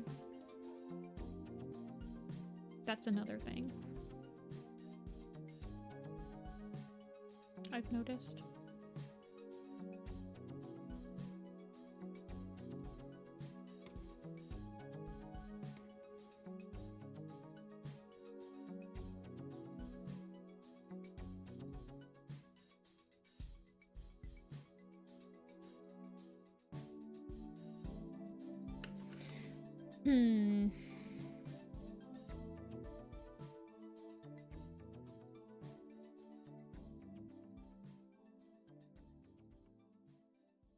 Yeah, he looks fine. I'm gonna push him up a little bit.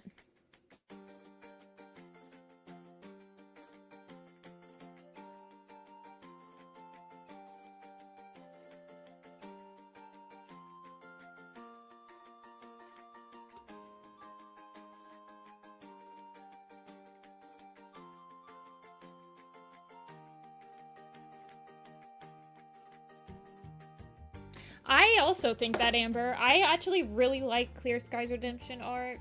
I think that's... But I feel like if you don't like his arc, you don't usually like the last 3 books of Dawn of the Clans. I thought it was done very well. I like that Quiet Rain comes in and, like, calls him out completely. He obviously is not redeemed in the eyes.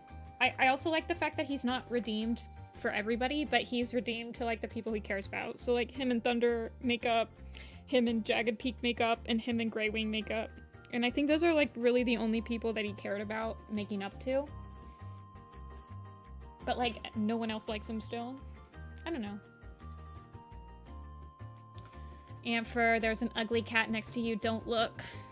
Just pretend he does not exist.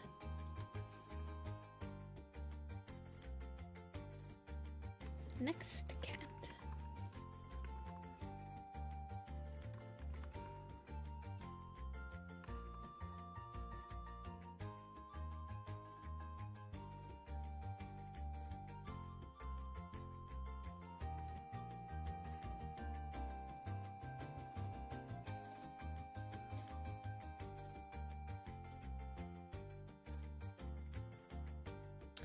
I've reread Dawn of the Clans quite a few times, and I like it every time I read it, Amber. But I also like Clear Sky.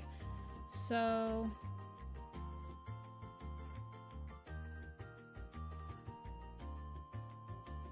I am biased. I think his redemption arc with Grey Wing leads to the most heartbreaking end chapter they've ever written, ever. So... You asked why? Yes, Squirrel. I was curious.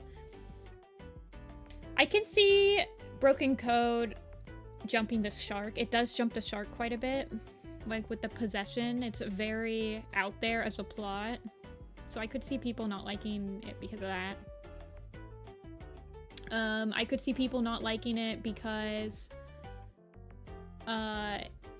Squirrel, Ash, and Bramble drama is front and center, and I personally also am very tired of that drama, so I could see people not liking it because of that.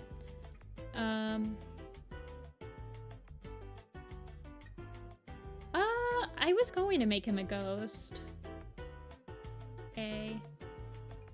Probably look like Shadow's Spire site. You answered a bit ago. Hate the route the authors took with possession. Okay. Okay, that makes sense. Yeah. I don't know. For me, like, Warriors Cats...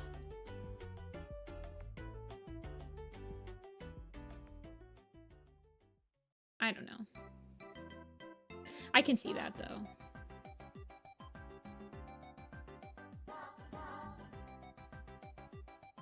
To let me read it, yeah. That makes sense. You think it's super boring that it was Asher?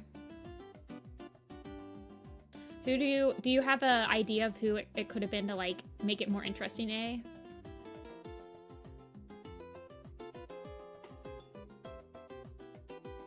Yeah, I could see how that would make, like, a religious family.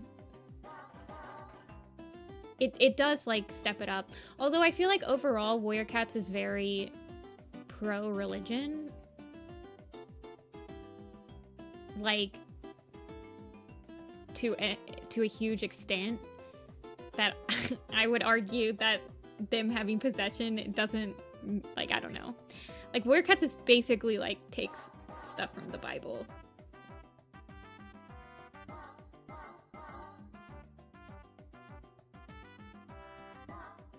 Mad about Codebreakers. Oh my gosh, can you guys imagine if it was Mothlight? Guys, wait, hold on. Hold on. Mothlight as the possessor?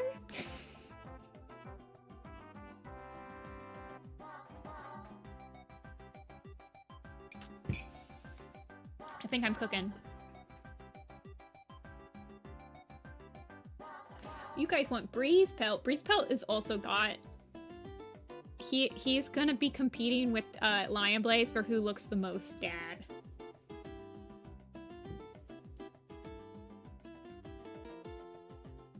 Breezepelt was in this picture. I don't think he was in the Omen, the Vision of Shadows one. He's Angie, though. He's gonna lose his, he's probably got some male pattern boldness going.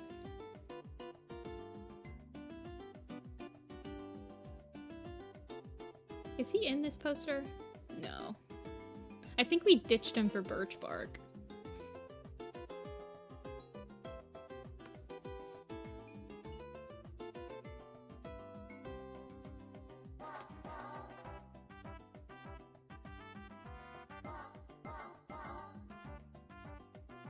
A lot of the dissonance the fans have with how StarClan is treated is that it is essentially an ancestor worship religion with favorable ancestors, but treated like Christianity. Yeah, I mean, there's no unifying... I mean, do you think that that's what they were trying to do in the first arc with the Silver Pelt? Like, they wanted the Silver Pelt to be, like, the god? That's, like, in the main 3 religions.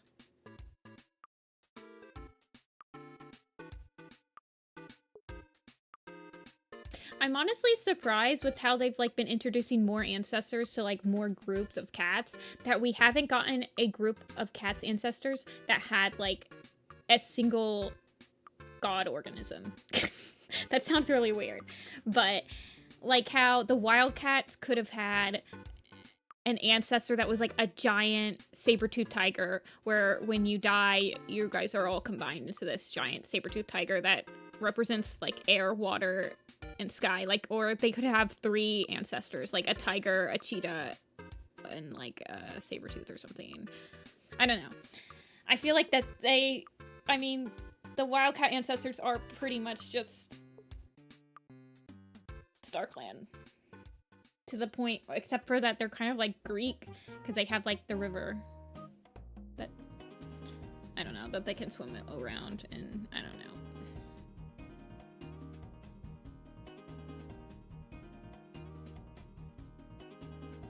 Yeah, well, once you start getting, I feel like once they started giving us Medicine Cat, well, no, because in the first arc it's pretty much just Spotted Leaf that's like giving Fireheart prophecies. I don't know. I've never found... I will say it's very easy to make Werecat maps out of Christianity adjacent songs. But that's pretty much where I get. That's pretty much where it ends for me.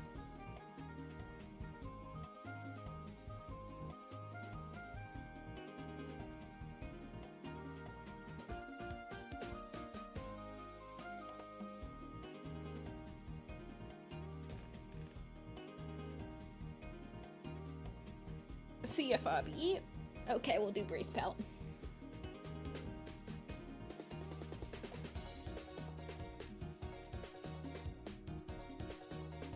I've definitely seen some projects out there that kind of like explore different variations of how StarClan can be interpreted.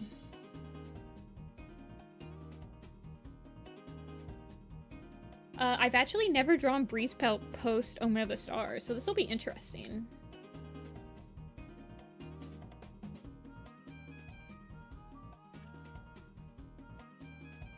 Most yawn-worthy character.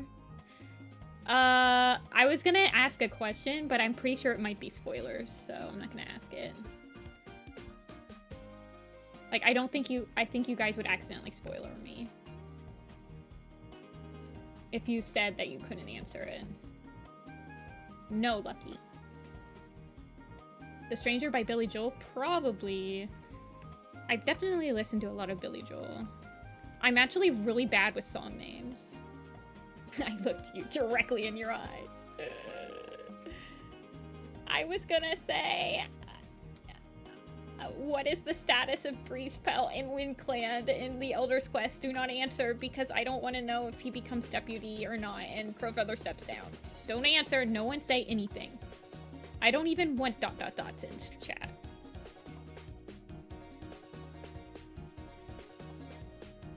Greek mythology. Yeah, I like Greek mythology. I'm Greek, though. So though. I say it's okay. Everyone can explore Greek mythology as a Greek person. I'm not actually Greek, though. I don't know Greek, so I'm not like Greece. I'm Greek American.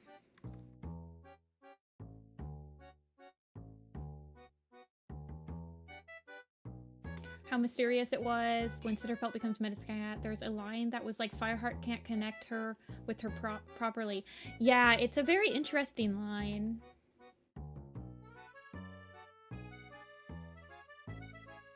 Hey, Flocity.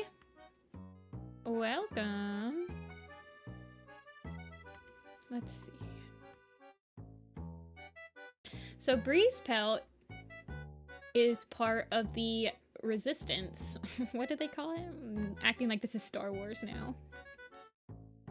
He's like part of the Resistance that the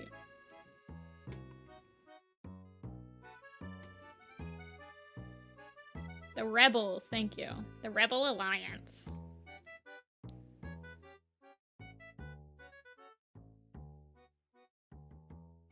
It is. He actually says hooray in Lost Stars when they're like breaking the moon pool in half.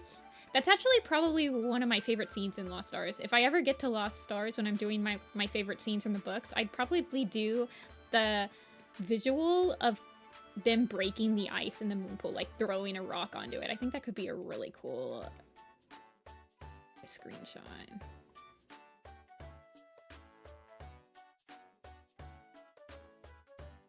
He is such a weird-shaped boy. I think I'm just going to wing it.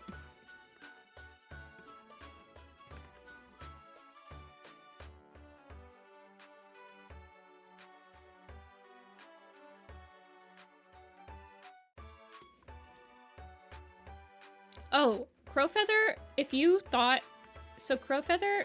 I completely 180'd my opinion on him when I read Crowfeather's Trial. Crowfeather's Trial is one of the best redemption books they've ever did, ever.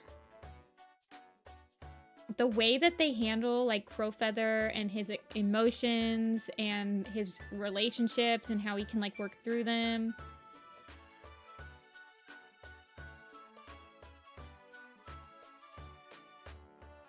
It's good. It doesn't even look like Crowfeather if he's not angry. What the heck? This is not Crowfeather. Not Crowfeather. This is not Breezepelt.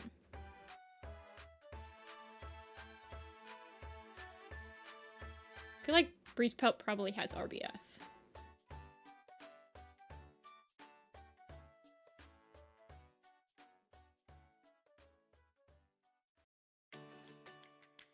He also has a very pointed...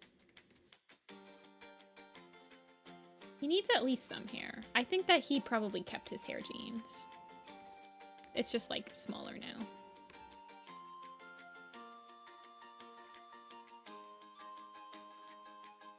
Ashfoot, yeah. I really like Crowfeather's Trial. I can't wait to read it. I have to get through Doubling Silence, and then I get to read Crowfeather's Trial for my magnum opus. Very excited.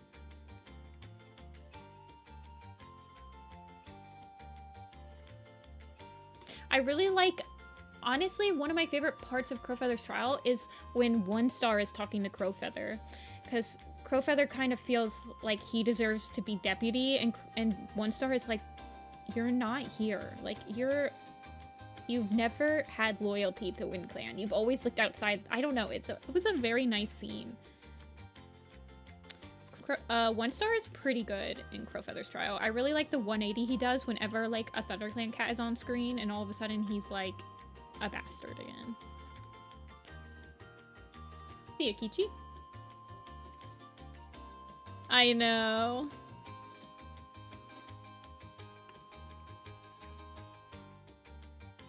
I like Crowfeather's Trial. If, I was going to maybe do Crowfeather's Trial as the basis of, my Wind Clan Lake Camp picture, except for the fact that when the tree fell in a Starless Clan in the middle of their camp, I feel like that's a little bit more interesting to model a camp around of, like, a fallen tree. 1 star's unending damage. Yeah. 1 star actually has a pretty genuine conversation with Jayfeather in The Last Hope that I just read. Okay, do you think that Breezepelt is having the mustache? Or do you think that he's got the goatee going and Lion Blaze has the mustache? Also, this doesn't look like Breezepelt at all. It looks nothing like Breezepelt. I'm concerned. I do like the idea of him having goatee, definitely. I feel like WindClan's totally goatee.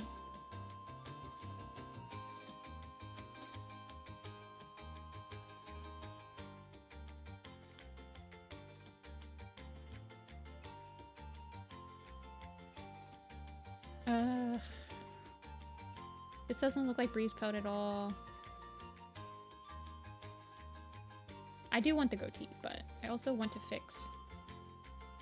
He has different eyes.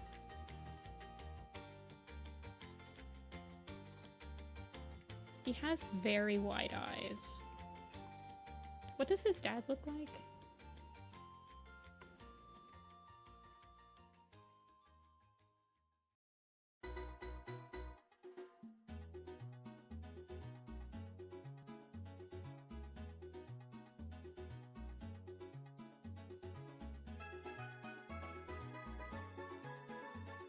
Because it's actually not looking like him?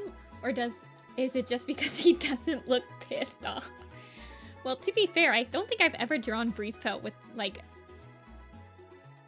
a regular looking face, now that I think about it.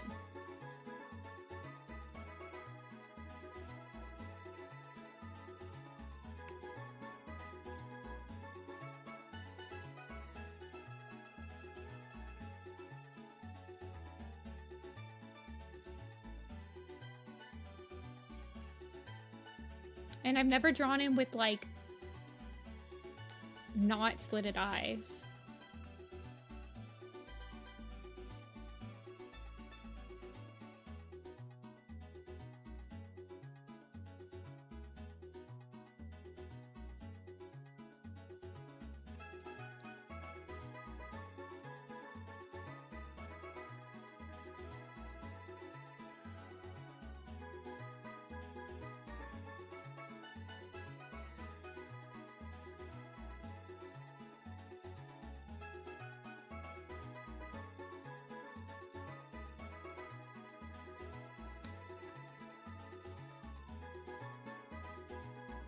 And no one recognizing him. Literally. Just a little bit of mustache.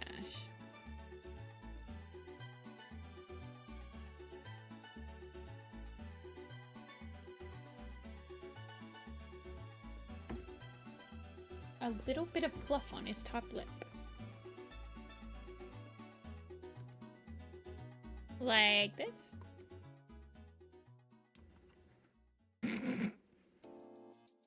Now he just looks super old, and he's still got like his like teenage Hot Topic style. He just has like a full mustache and beard, but he still has his like senior picture. Give him a curly mustache. How do you do, fellow kids?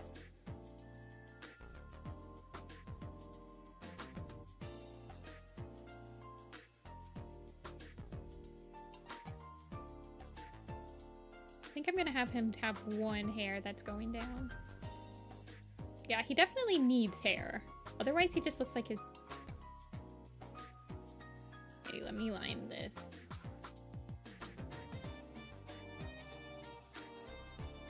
He also kind of has poofy cheeks. What does his mom look like?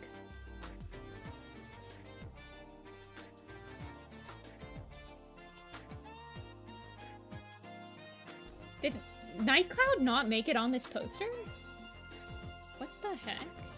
She's in the Power 3 poster.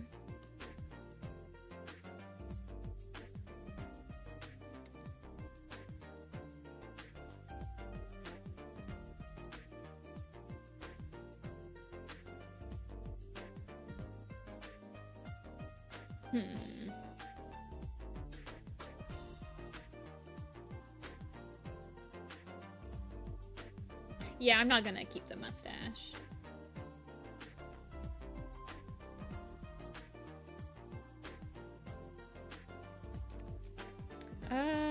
Yeah, crow feather. See ya, Amber.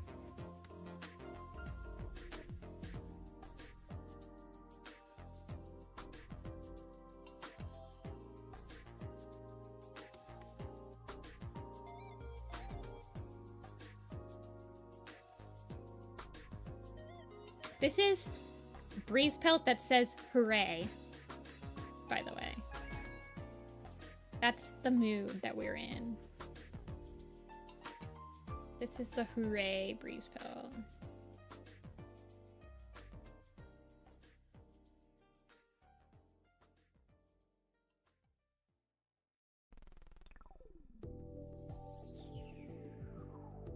Oh, new Warriors website official profiles. I say disappointed and sad. Oh, new Warriors official website profiles.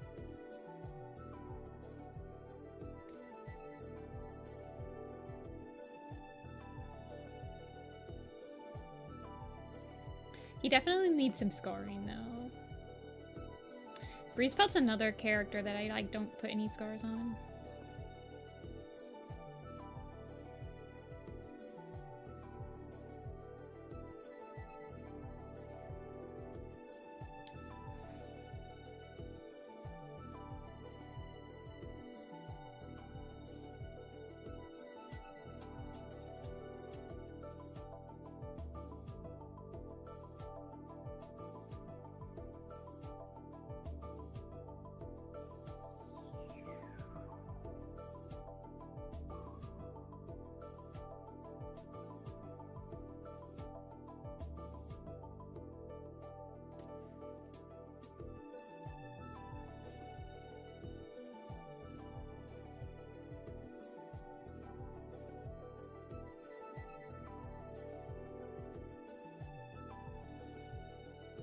I think Breeze Pelt would be a...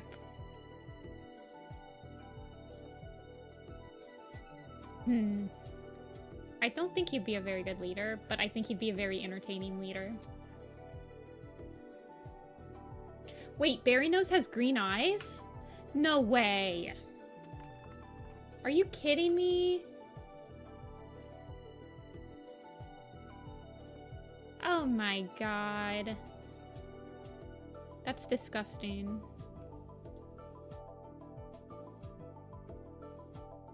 This is Berry Nose. I'm pretty sure that he's always had amber eyes.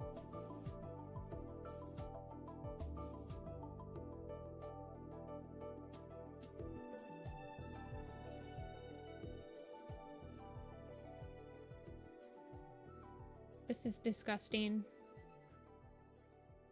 I hate the Warriors website.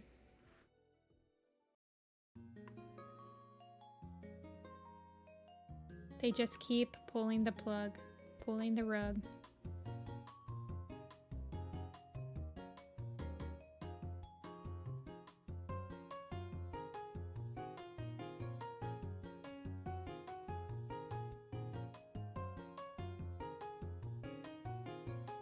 For the same but different reasons.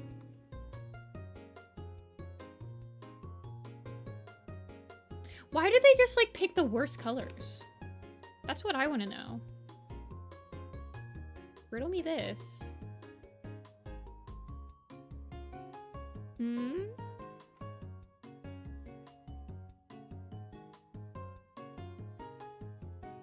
They are. The person that does the official Warrior website, like, pictures, and they help design the minis is J Frost. J Frost has a Warrior blog. A Warrior's design blog.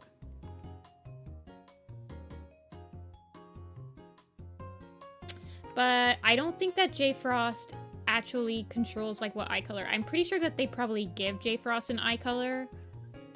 I'm not sure how much J Frost has over like that. I'm pretty sure they probably give them a prompt before they make it. But yes. J Frost designs are good. They're realistic. And they do tend to be hard to like differentiate. Like J Frost likes to make them very realistic. So like Brambleclaw looks very much like Tiger Star and stuff like that. But I like their sense of direction when it comes to like doing realistic styles.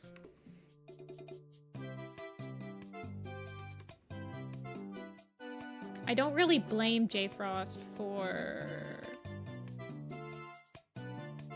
like what the official Warriors website makes, because I'm almost 100% sure that they're not. They're like getting a prompt to make the silhouettes with.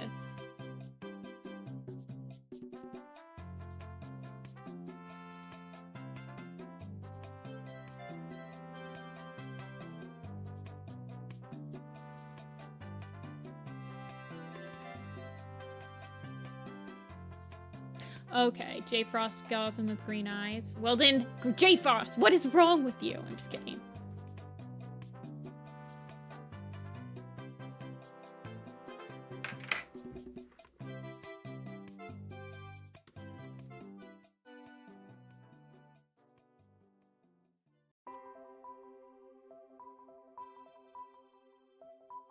No, J Frost has some good designs.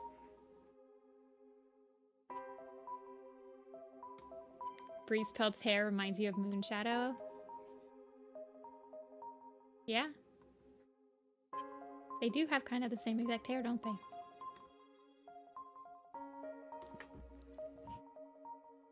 Okay.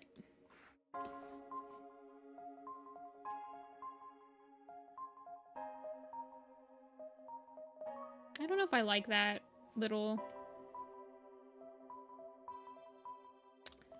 stick out. I kind of like the little curvy mustache. Looks like the Naruto cheeks. They're about to go away, so.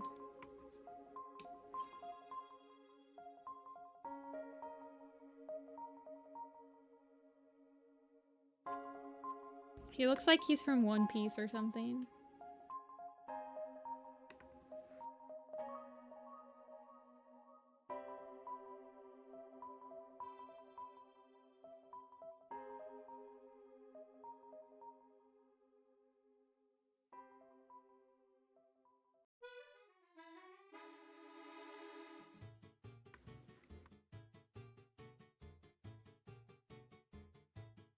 Is Sanji the one that has the curls in his design? I don't watch One Piece.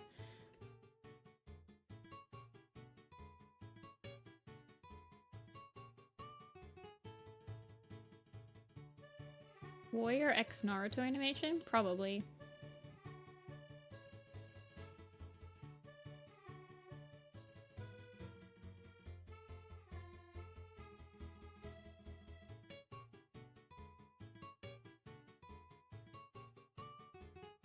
He got a red little nose. Yeah, can you see why Heathertail fell for him now?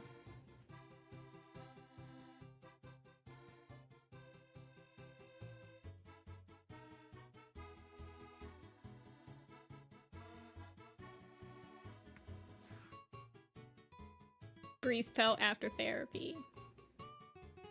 This is also what I look like after therapy, by the way.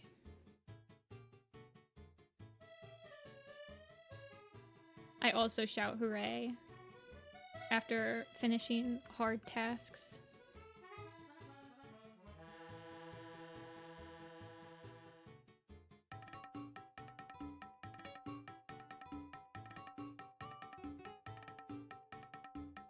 Okay.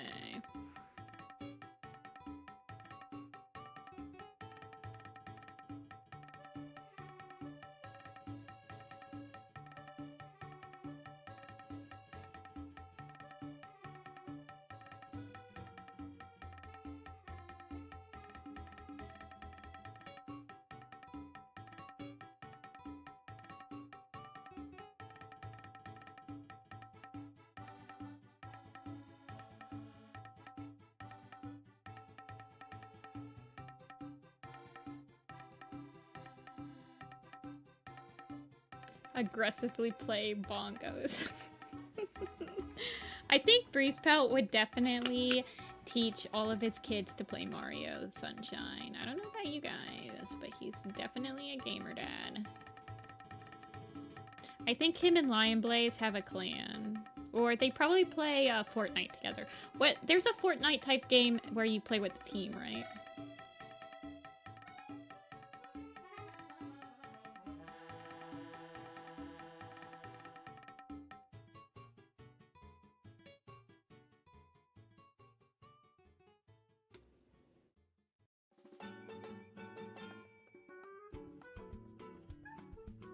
Give me 1 second.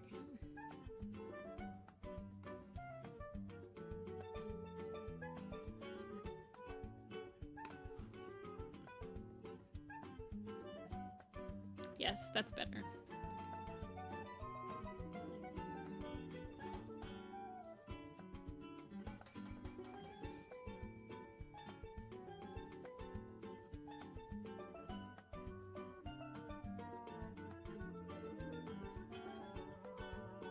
See, I like this. Hold on. I like this shape. You see it? I like this shape more than this shape that he had. I like this one.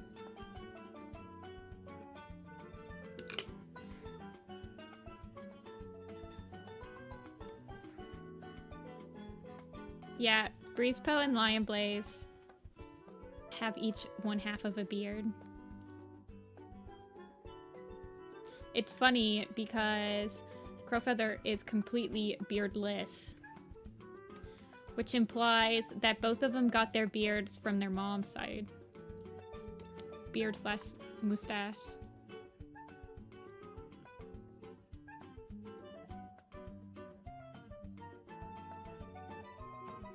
He's ready as he'll ever be for therapy. Heathertail's not on this poster. I don't actually think Heathertail shows up in any other poster except for Power of 3. Sadness. Sorry, Heather. Okay, so this is Breeze Pelt with still his emo Breeze paw hair because he just becomes a warrior. And then this is Breeze Pelt with his fully Dark Forest-ified hairdo where he's looking suspiciously like he stole his due from Hawkfrost. Oh, he did have under eye markings. Yes, I need to add those. Thank you. And now he's still looking like Hawkfrost, but he looks a little bit better.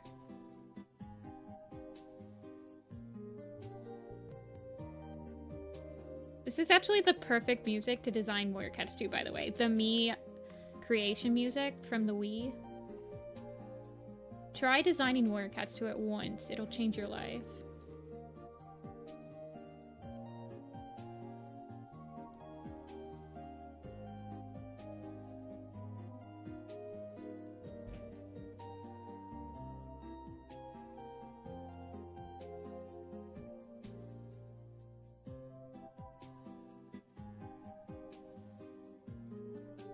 Designing Warrior Cats to any, like, character creation music, that's the good stuff. Yes, I like him with his eyeliner. It enunciates his eye better.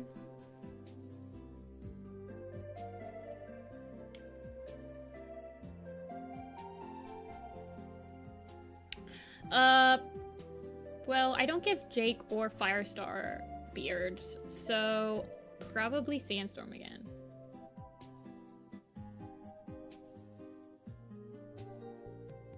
Okay, Cloverfoot, Darkstripe, Dew, Spring, or Fidget. I kind of have a headache, though. We'll do one more. But after that, I'll have to end. I can't believe we worked on this poster the whole time.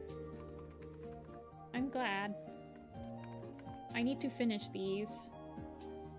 And I still have to do Wait, why is Dew Spring? Oh yeah, Dew Spring's not Dunos. Dew Spring's the Sky Clan mentor.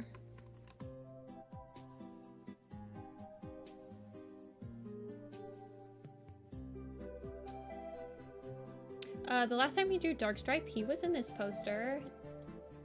He was looking as smug as ever. Actually, I need to draw Elder Nightcloud.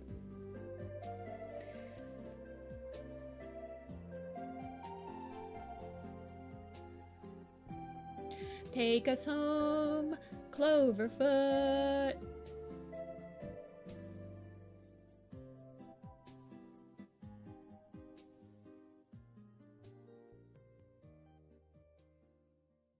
My favorite picture in this poster is probably...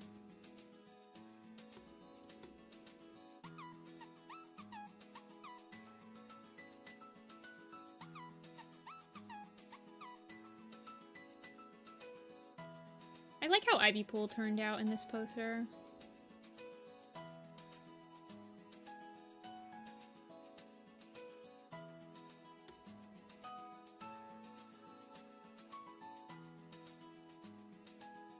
Wait, Cloverfoot's eye color just got revealed? Don't tell me it's not amber. Hold on. Green. Ah! That's me throwing up in my mouth. Because she's in this poster and she's... Well, I guess I could change it. This poster actually I haven't sent to the printer yet. Look how, like, good her eye color looks, though. Will you be redesigning Ivy Pool? She's the same on both sides.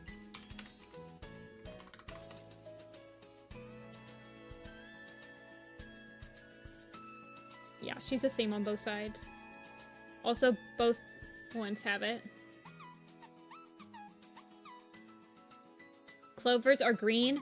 Her name's Cloverfoot. She has a green tint to her. Wait, where's the leader's picture?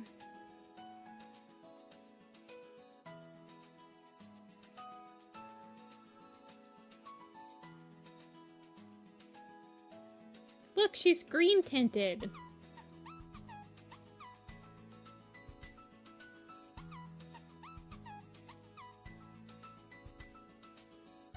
Also, Ivy Pool will never get a redesign.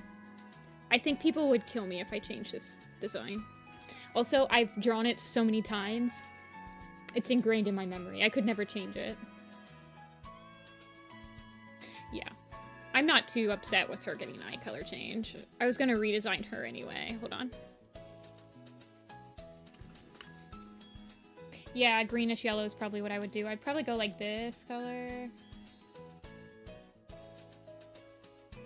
Hey, Amber.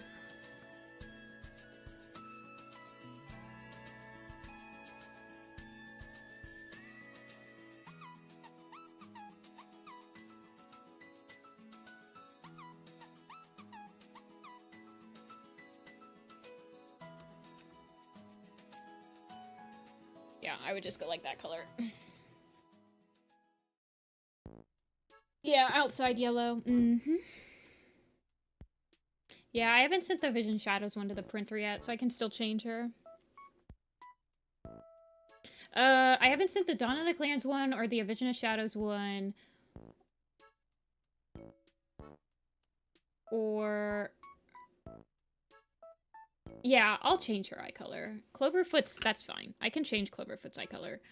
I hate when they change an eye color of a dead cat that I've already sent to the printer. That's basically the only time. Cloverfoot has not been sent to the printer yet. None of these cats have been sent to the printer.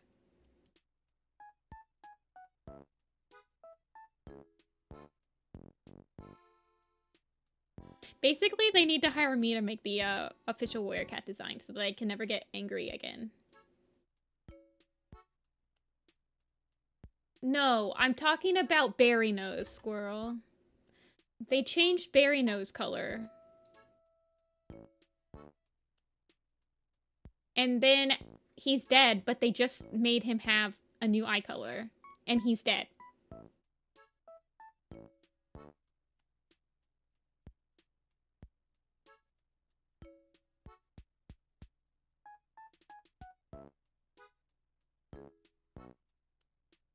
If Cloverfoot dies, I'm rioting. Cloverfoot is a lot older than we think she is. She's about the same age as, let me check. She is, she's about the same age as Bumblestripe and Blossom Fall. She's a little bit older, a couple months older. She actually fought in the Great Battle. But you didn't know she existed yet. But she was there.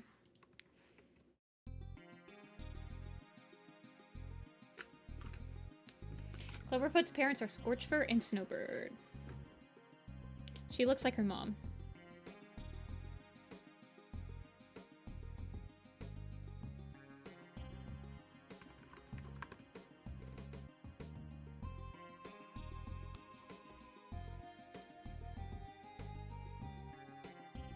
I could see Cloverfoot becoming like a Leopard Star type character that holds grudges when she becomes leader and like takes over Stunning Rocks.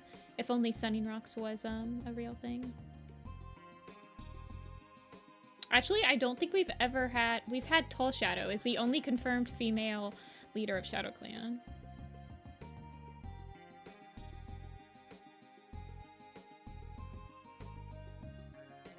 Well, Rose Petal and Toadstep were only born... They're only 3 months apart from Bumble, Blossom, and Briar, so... Cloverfoot was born in the middle of them. Tall Shadow didn't serve for her clan to become an all-boys club. Exactly. I kind of hope they don't get rid of Tiger Star for a very long... I mean, he's a good leader. I enjoy watching him. What kind of expression should she have? I kind of want her to have like a worried, like a kind of a concerned expression. Like she's surprised. She's like, oh, I got invited.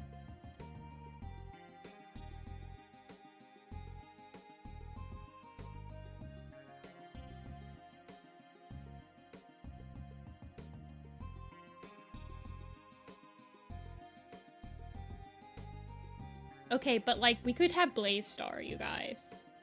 Long-term goals here. Let's think long-term. We could have Blaze Star.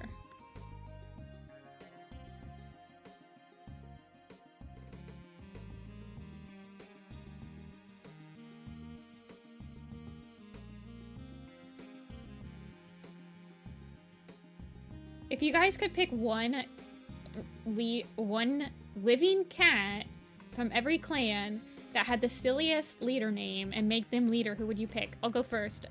Blaze Star, Sneeze Star,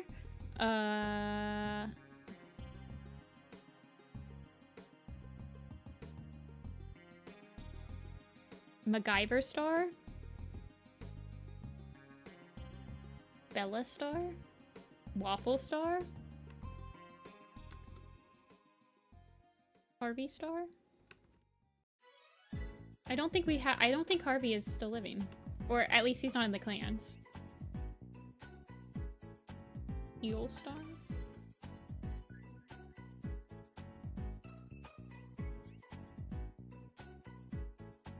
Ebony's not around either.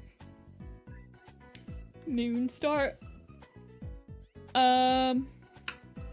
What's a Wind... Okay, we haven't picked any Wind Clan cats. Flutterstar. Ooh, that one's a good one. Flutterstar.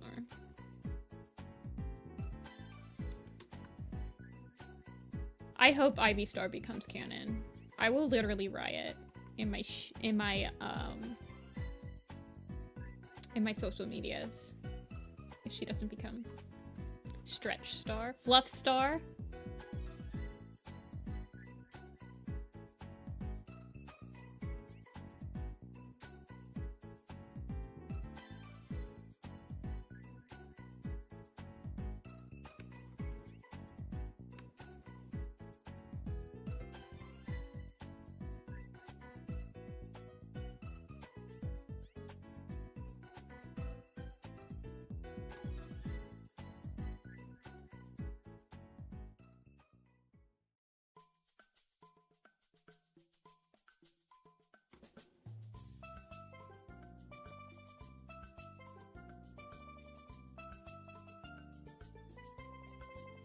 But Brundleclaw left him to drown. Actually, I'm pretty sure that was Greywing that left him to drown. Isn't she the one that told him not to go out and rescue the cats?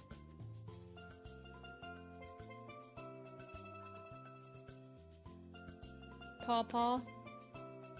Pawpaws are actually a fruit. There's a pawpaw fruit. We have them in my backyard. My neighbor has way more trees, though. When I go over to let out their dogs, I always look to see if there's any pawpaws that are ready to be picked, because they don't do anything with them. And her voice gave her a life. What if her voice gave her all? What if she, by that point... I don't know. Can a voice give more than one life? What if the voice just, like, changes its... Like, it uses a voice changer and it just gives all 9 of the lives. And they're all fake lives, but Moonpaw doesn't know that. And it's, like, the biggest gaslighting scheme ever. Now Moonpaw thinks that she has 9 lives, but she actually has none. It's just a prank, bro. Ultimate prank.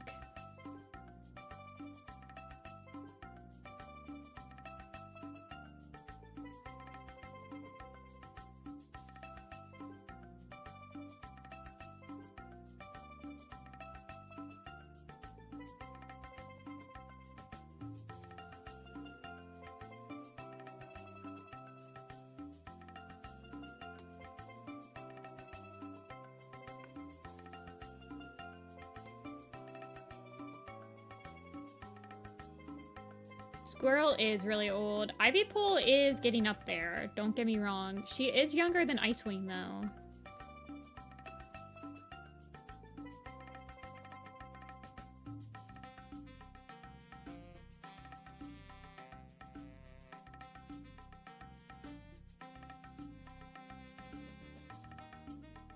When the elder said it's questing time, it brought tears to my eyes. For Elder's Quest, I imagine Tawny Pelt like in those old...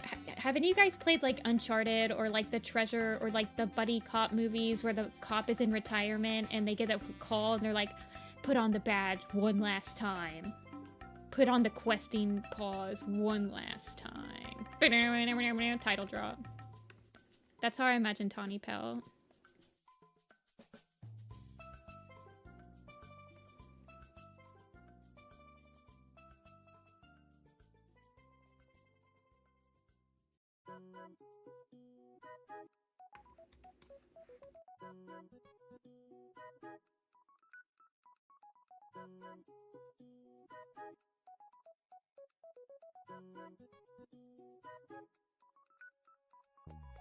I'll probably do Moonpaw designs on stream on Thursday because people really want to see that. Or I'll do like old Leaf Star and old Tawny maybe.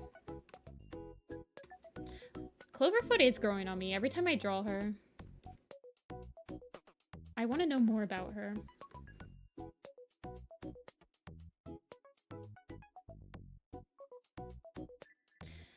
Thursday is tomorrow's Wednesday.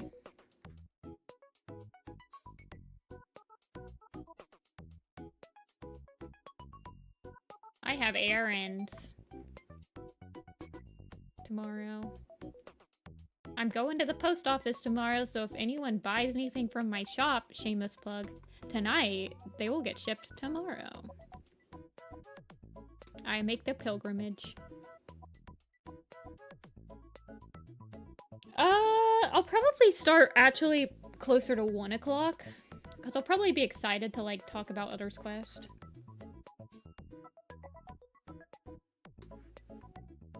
Yeah, I'm surprised that they actually made it all girls as a point of view. Nightheart was actually picked to be a point of view just because he's a guy. Did you guys know that? So that makes me think that the next book is going to introduce another young protagonist and it's going to be a guy. Could be like Branch Leap or something. I'm in Ohio. Yes. Always have been.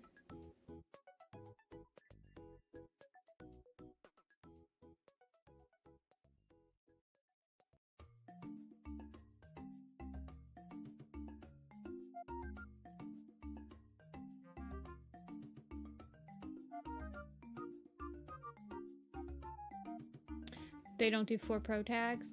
It's actually kind of surprising that Omen of the Stars doesn't really feel like there's 4 protagonists when I'm reading it. I think it's because, I'm gonna be real with you, Lion Blazes and Dove Wings point of views are pretty interchangeable.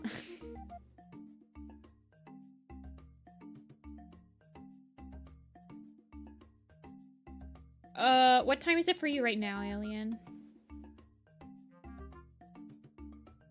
I can schedule it. I'll schedule it on stream. Or I'll schedule it beforehand. Yes, it's 5:51 for me right now. And I usually start stream between 1 and 2 p.m.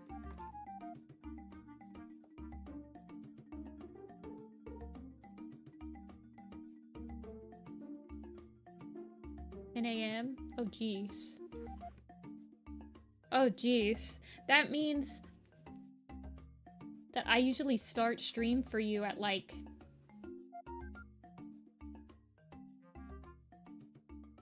7 or 8 a.m.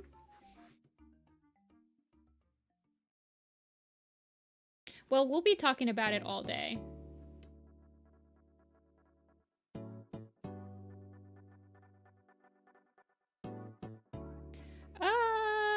I don't know what else they could do with J-Feather that would be like super edition worthy.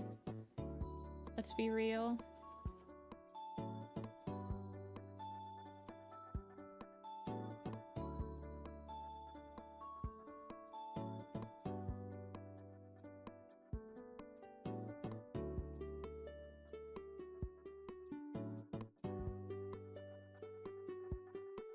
It's probably going to be a pretty crazy stream, because I remember the Star stream, I think we had the most amount of viewers that we've had on like a present day stream. So it'll probably be a pretty fast-paced stream. At least for the first couple of hours.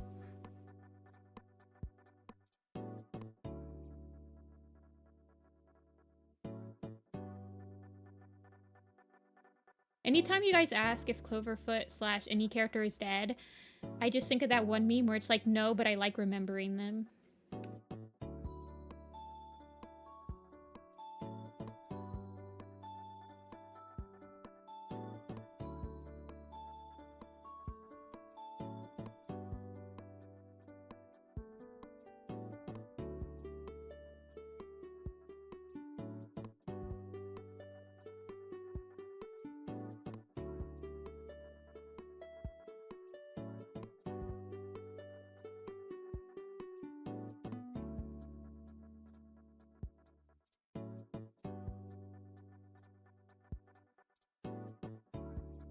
These are like, this is like Apple, my mascot's eye color. I'm just giving her Apple's eye color.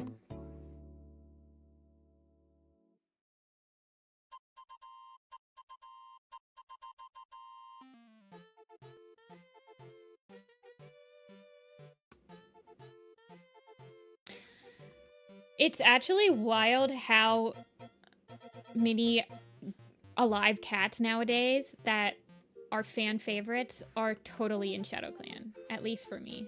And I don't mean fan favorites. I just mean a lot of cats that I care about wholeheartedly are in ShadowClan now. Except for Strikestone's dead, so it's like, it looks like she's bleeping.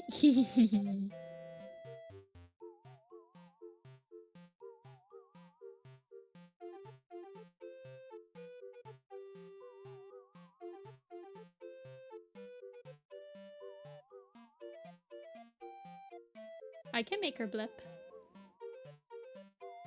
I think we'll get a Wing Clan protagonist. For sure.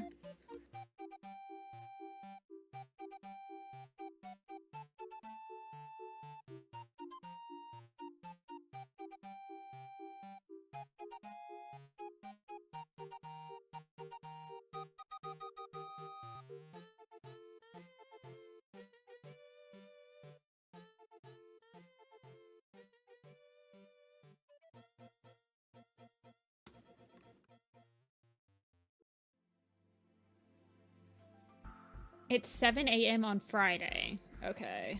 Are you like in the Pacific? Like Australia or something?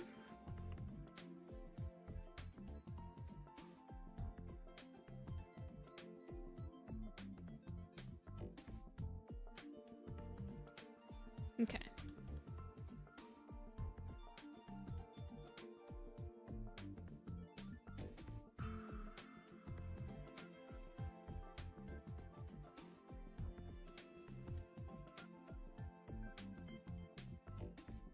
There, she has green eyes now.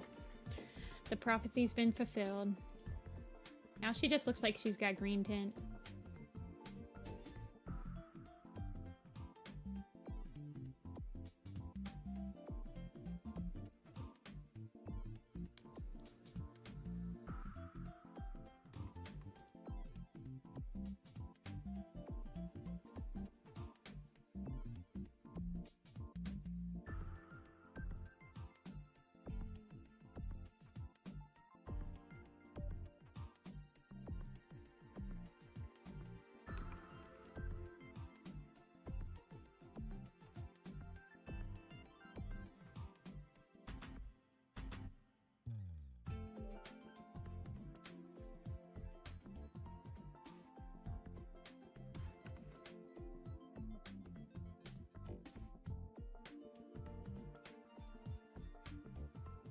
Okay, so today we did Spire Sight, we did Stem Leaf, we did Tiger Star, we did Ash Fur, Breeze Pelt, and Cloverfoot. So we did 1, 2, 3, 4, 5, 6. Only 6 cats? Oh my gosh, I'm so slow.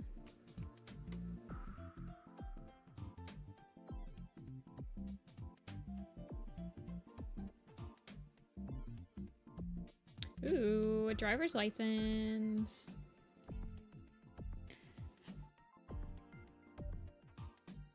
I think that'll be it for me today, though, you guys.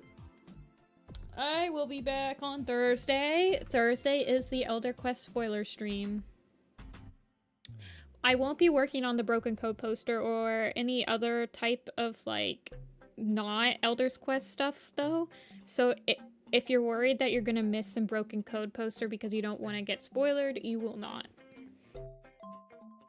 We'll just be working on Warrior Cat designs, and just, like, block designs. So, that'll be Thursday. But I'm done for today. Sorry, Panda.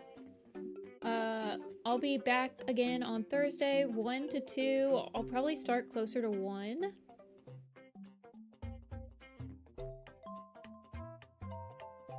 I think. But yeah. That'll be it for me. Thank you guys for watching and keeping me company. I was a little spicy today. I apologize. I think the Shadow Sight scars opened up an alternate me for a couple hours. But overall, I really enjoyed it. And yep, I'm gonna go drink some water and eat some food, and you guys should too. Spicy Nifty-Senpai. No, I appreciate all you guys. I like that I can have conversations with you guys, and that we can have discussions like that. I really appreciate it. But yes, I'll see you guys on Thursday. Bye!